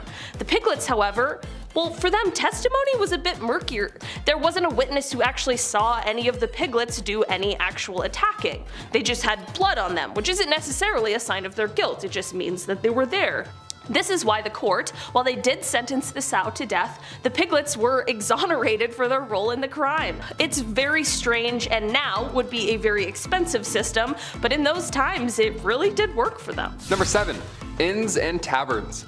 When we think of a medieval tavern or an inn, it's important to note the difference. Yes, there's drinking in both, and yes, both of them don't smell so great. But inns, their sole purpose was to house travelers comfortably, whereas a tavern, not so much housing, more rough housing, if anything, if you catch my drift. Say you're passing by one of these taverns, right, Saturday night, you feel like grabbing some questionable ale from some questionable establishment, well, you better come prepared. In the Middle Ages, you had to bring your own fork everywhere you went. Just one fork on your side, on your persons. That's so gross. We didn't have a guy sitting in booth 11 doing roll-ups all night, looking at you, just wishing that he didn't work there, right? This was the Middle Ages. You didn't have a fork. No one had forks. If you had a fork, you were lucky, right? You were the rich kid on the block with an in-ground pool. That was you if you had a fork. Steak knives also were only reserved for carvers, so until the 17th century, you were just poking around your meal until you had a bite-sized amount, and then you would choke on it because it's horrible. It's all chewy and horrible. In our number 6 spot today, we have the filth. If you lived in a city during this time in history, it would have been an absolutely filthy place to be. I mean, human and rats lived in harmony. Not harmony, the plague, but things were so dirty rats were everywhere. Want to go swimming in the nice stream nearby? Well, good luck, because not only is that body of water used for dumping sewage, but it's also for the village's water supply to both drink and bathe in. Disease was plentiful, obviously, and it spread exceptionally quickly. Spreading disease was even easier considering how all of the homes were packed full of people and no one really knew anything about hygiene and the benefits yet. Health and otherwise. If you were to go out in the evening, especially at past curfew, it was also an insanely huge risk. Going out ran you the risk of getting killed or robbed with no police on the streets to help protect you at all. While city living provided a bit of safety in numbers situation compared to the countryside and also provided more opportunities to make money, it was still quite a risky place to live during the Dark Ages. Face washing brought in controversial hand washing. Contrary to popular belief, some some groups of the medieval people actually washed their hands multiple times a day. Jewish people in particular made sure to wash their hands before eating, and Christians adopted the same practice. But even unreligious peoples would sometimes wash their hands after eating, since a lot of people didn't own utensils, and wiping your hands on fabric ain't always gonna do it. Case in point, honey garlic wings. In upper class families, guests specifically were always requested to wash their hands by pouring water out of a pitcher called an aquamanile, which was poured over a basin. These aquamaniles were often in the shape of lions or people or mythical creatures. However, no one was washing to the extent of using soap for 20 seconds. The water in these small pitchers needed to be shared among a large group of people, so people in the Middle Ages simply splashed water on their hands before drying and poured the dirty water right back in to wash someone else's fingers later. But you'd think that soap would be involved, especially because endless people essentially had a dark age Etsy store. Today, soap is made out of essentially the same products every time. Back in the Middle Ages though, people used a lot of different substances in a cauldron, like witches making a potion just trying to produce some semblance of soapy stuff that don't smell bad. Most successful was a combination of lime, wood ash, lard and oil.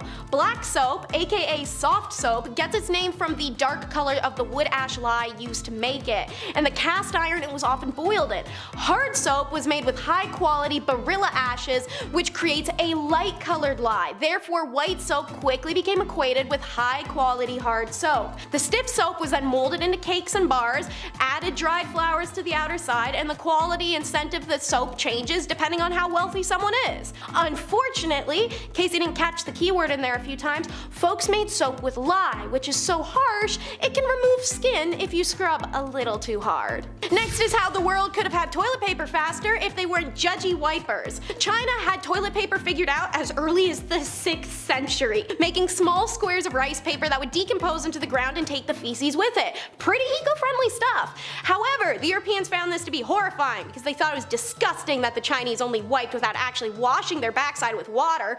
Meanwhile, in Europe, they're using a communal sponge on a stick that sat in a bucket of water that wouldn't be changed all day, so please tell me which is more unsanitary and horrifying. In medieval Europe, people sometimes used devices called gonfas, or a gonf stick, as well as a torchicule, or a torch cut. The gonf sticks were sponges on a stick as described, while the torchicule was anything to wipe the bottom, like straw or moss or leaves or wood. You know, the basics. Who has time to care about eye bags though when you're walking around wearing a gag preventer nose bag? Even though medieval people clean their bodies a little bit more than you would imagine, that doesn't mean the towns were sparkling clean. When you stepped outside, you came face to face with human waste, rotting food, and trash-riddled streets. Horses regularly relieved themselves on the street, as did the live animals in the markets, and so did the people. Also, animals just kind of died in places and people would leave them there. Add in the smell of mold from straw houses and the smell of diseased human or animal skin, and sometimes even corpses. These bad smells were at their worst in cities and large towns. Things were so incredibly smelly, people nearly gagged, especially when it all began to bake under the hot summer sun and heat. So in order to combat the smell, some people wore nose bags, which were fabric-like masks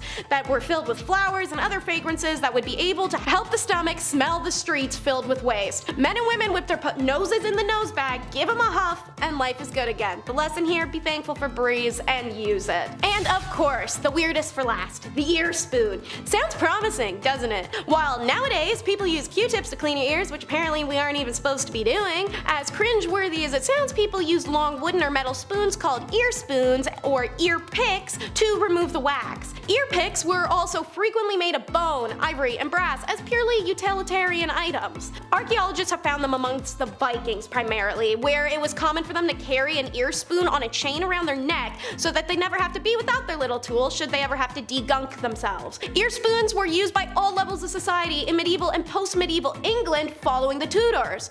The 17th century English knew about plaque, which they called scale, and they were encouraged by their doctors to scrape their teeth frequently. So these little doodads expanded to include that purpose. And how could I not mention that while a tailor normally would use beeswax to coat thread and make it stronger and easier to use, with no bees available, earwax would do. As gross as it may seem to us today, earwax was worth saving and selling.